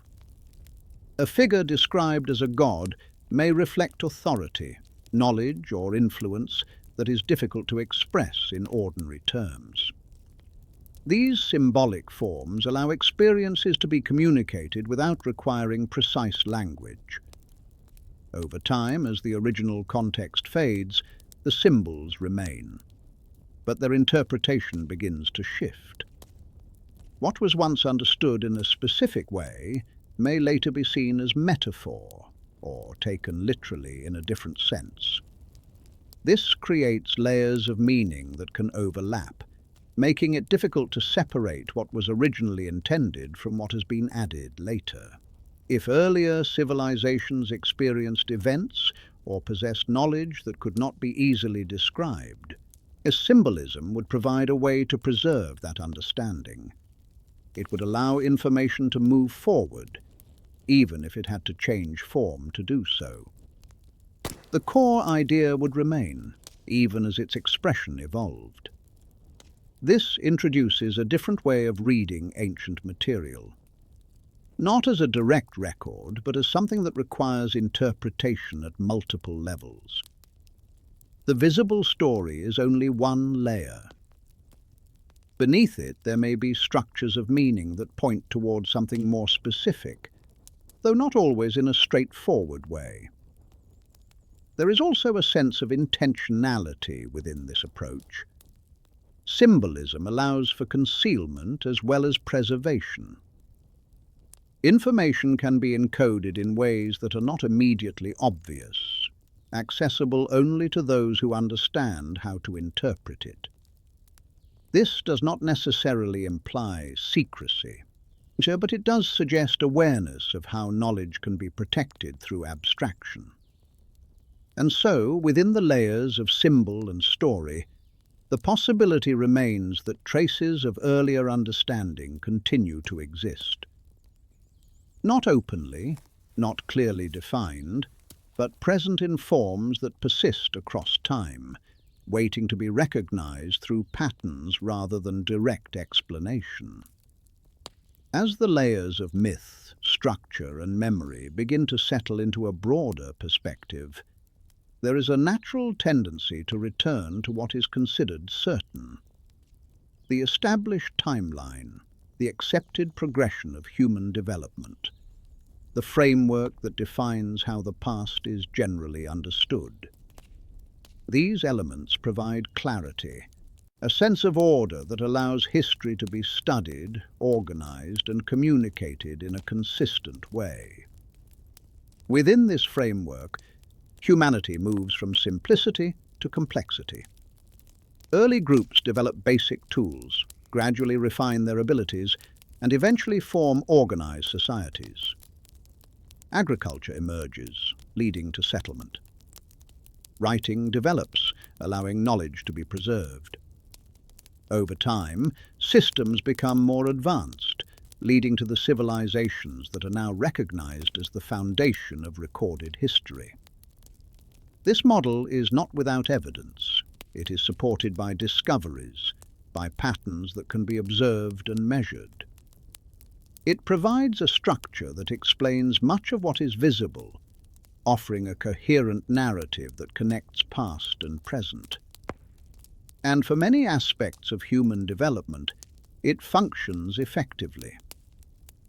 But as the earlier patterns are considered, small points of tension begin to appear within this structure. These moments where the expected progression does not fully align with what is observed. Instances where complexity appears earlier than anticipated, where knowledge seems to arrive without a clear developmental path, where gaps in the record leave important questions unanswered. These tensions do not necessarily invalidate the established model. They suggest that it may not be complete, that alongside the linear progression, there may be additional layers that have not been fully integrated into the broader understanding. Layers that introduce variation, disruption, and repetition into what is otherwise seen as a continuous path. There is also the influence of perspective. The way history is organized often reflects the frameworks used to interpret it. Certain types of evidence are prioritized, and while others are more difficult to place within existing models. This can create a situation where some aspects of the past are clearly defined, while others remain less visible, not because they are absent, but because they do not fit easily into the structure being used. As a result, what is known begins to feel both solid and incomplete at the same time. Reliable in many areas, but open in others. A foundation that supports understanding, while also leaving space for reconsideration. And within this balance, a quiet awareness begins to form, that what is currently accepted may represent only part of a larger picture.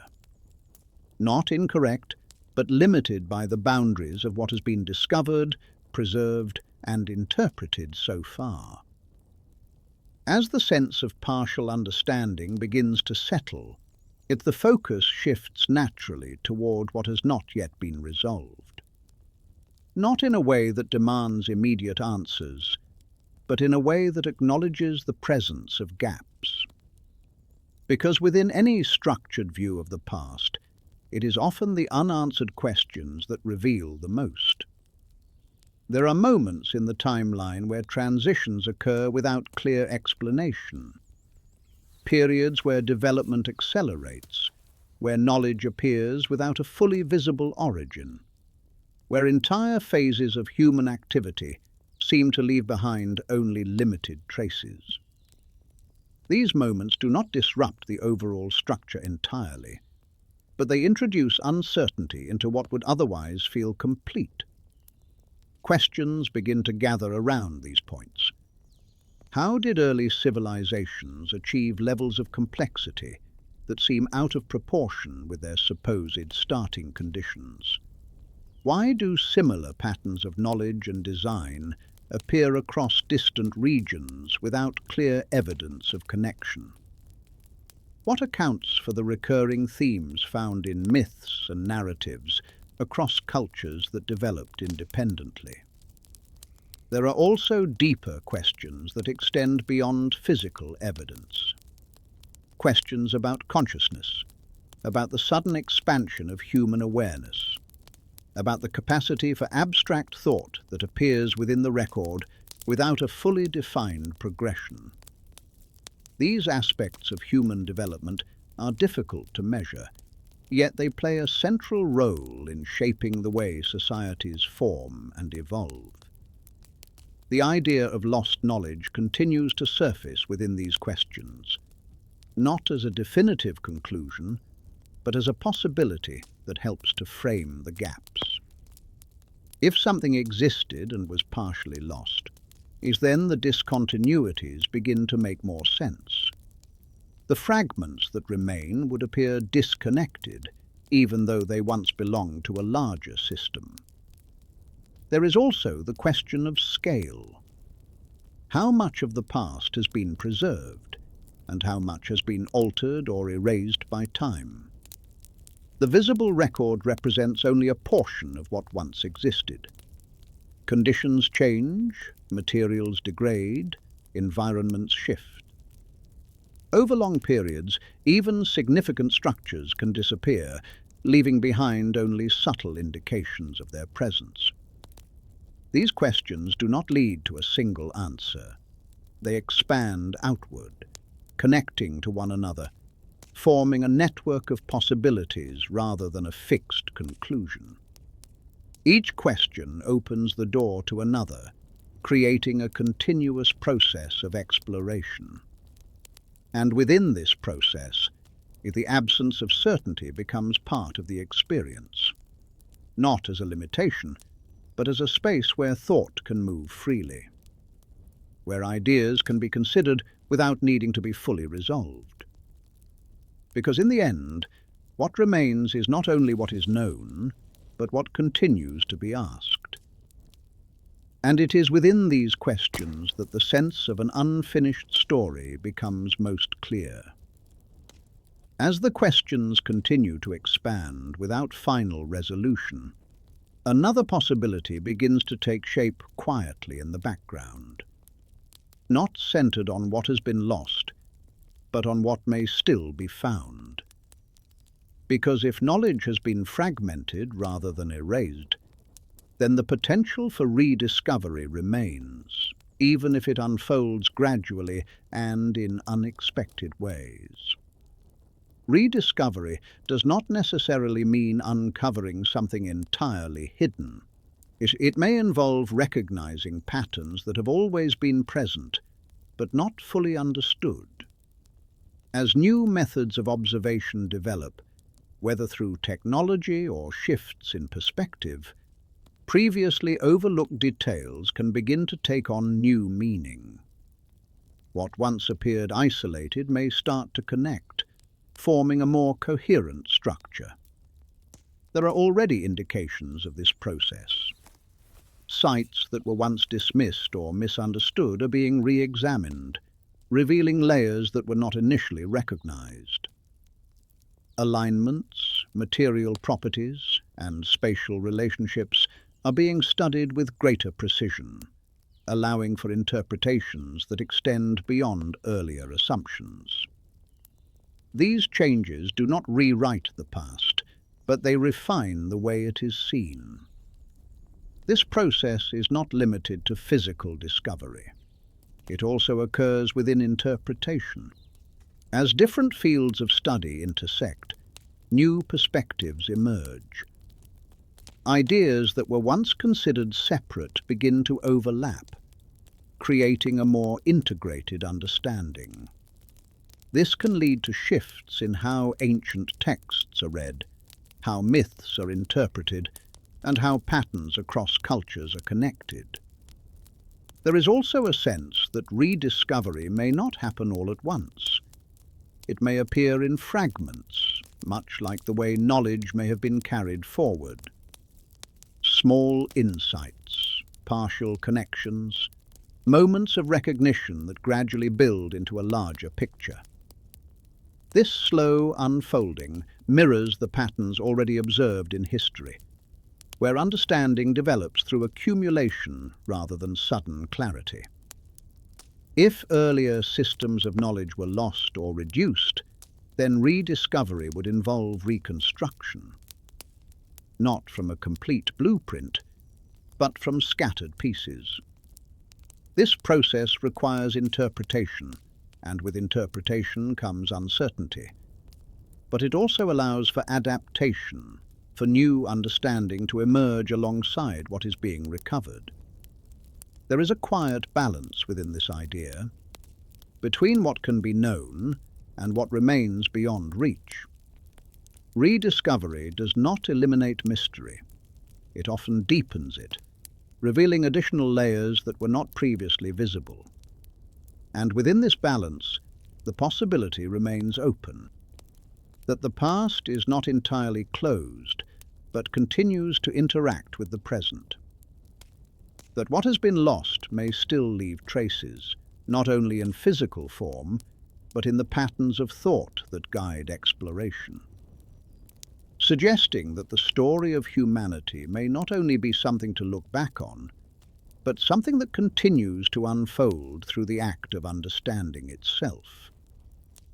As the idea of rediscovery begins to settle, the broader pattern starts to feel less like a series of isolated events and more like a process that continues to unfold. Not just in the distant past, but in a way that extends into the present.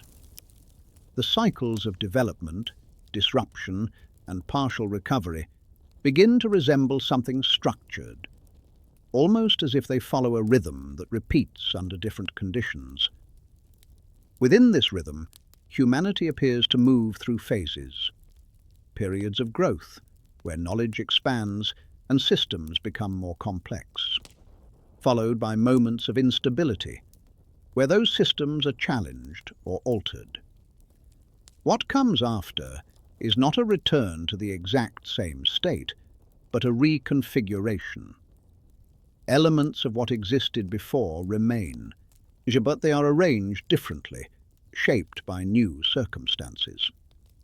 This repetition introduces a perspective that is both simple and difficult to fully accept. That human history may not be progressing toward a single final state, but moving through recurring patterns, each cycle carrying forward something from the last, but never in a complete form. Over time, this creates variation within repetition, a series of attempts that are connected but not identical. The idea of a repeating process does not require intentional design.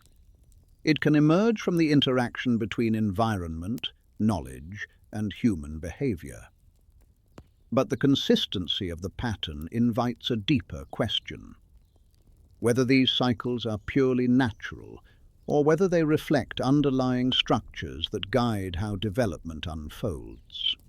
There is also the question of awareness within this process.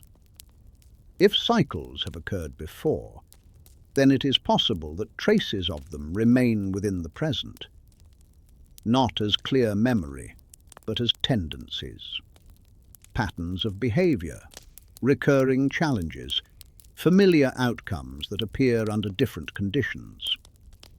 These patterns may not be recognized immediately, but they influence the way societies form and respond to change. In this sense, each phase of development could be seen as an iteration. a version of humanity shaped by the conditions of its time, carrying forward fragments of earlier experience while also creating something new. The continuity exists, but it is not fixed. It evolves within the cycle, adapting to each new context. This perspective does not reduce the significance of any single period. Instead, what it places each one within a broader sequence. A sequence that may extend further back than current records suggest, and may continue forward in ways that are not yet fully understood. And within this sequence, the present moment becomes part of the pattern.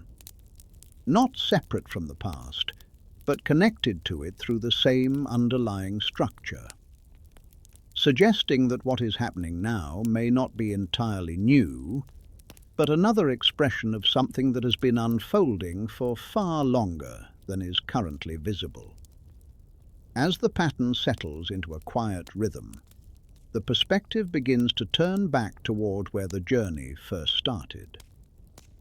Not to find a final answer, but to reconsider the idea of a beginning itself. Because after moving through layers of structure, memory, loss, and repetition, the concept of a single starting point begins to feel less certain. The earliest moments of recorded history once appeared as a clear line, a place where human civilization began to take shape, where the story could be traced from that point forward. But now that line feels less defined. It becomes a point within a larger cycle, one instance of emergence among many that may have occurred before it. This shift does not remove the significance of what is known. It places it within a broader context, one where beginnings are not absolute, but relative. Each beginning connected to something that came before, even if that connection is no longer fully visible. What appears as the first chapter may, in fact, be part of a longer narrative that extends beyond current understanding. There is also a quiet symmetry within this idea, yet the way the search moves outward, gathering fragments, exploring possibilities, and then returns inward, arriving again at the same question, but with a different perspective. Not seeking a definitive origin, but recognizing the pattern that continues to repeat. In this return, the absence of a clear beginning no longer feels like a gap to be filled. It becomes part of the structure itself, a space that allows for continuity, for movement, for the unfolding of ideas without a fixed endpoint. The story does not require a single origin to exist. It exists through its ongoing expression. There is also a sense of stillness within this realization, a recognition that the past, present, and future are not entirely separate. That patterns move through them in ways that connect different moments across time. But what has been may still influence what is, and what is may shape what will come, within the same repeating structure. And so the question remains, but it changes in form. It is no longer only about what existed before the beginning. It becomes about how many beginnings there have been, and how many may still unfold. Because if the pattern continues, then the search itself becomes part of it. The act of questioning, of exploring, of trying to understand what lies beyond the visible record. Each attempt adding another layer, another perspective, without closing the loop entirely, leaving behind a quiet awareness that the story of humanity may not have a true beginning or end, but exists within a cycle that continues, returning again and again to the same point, each time with a slightly different understanding.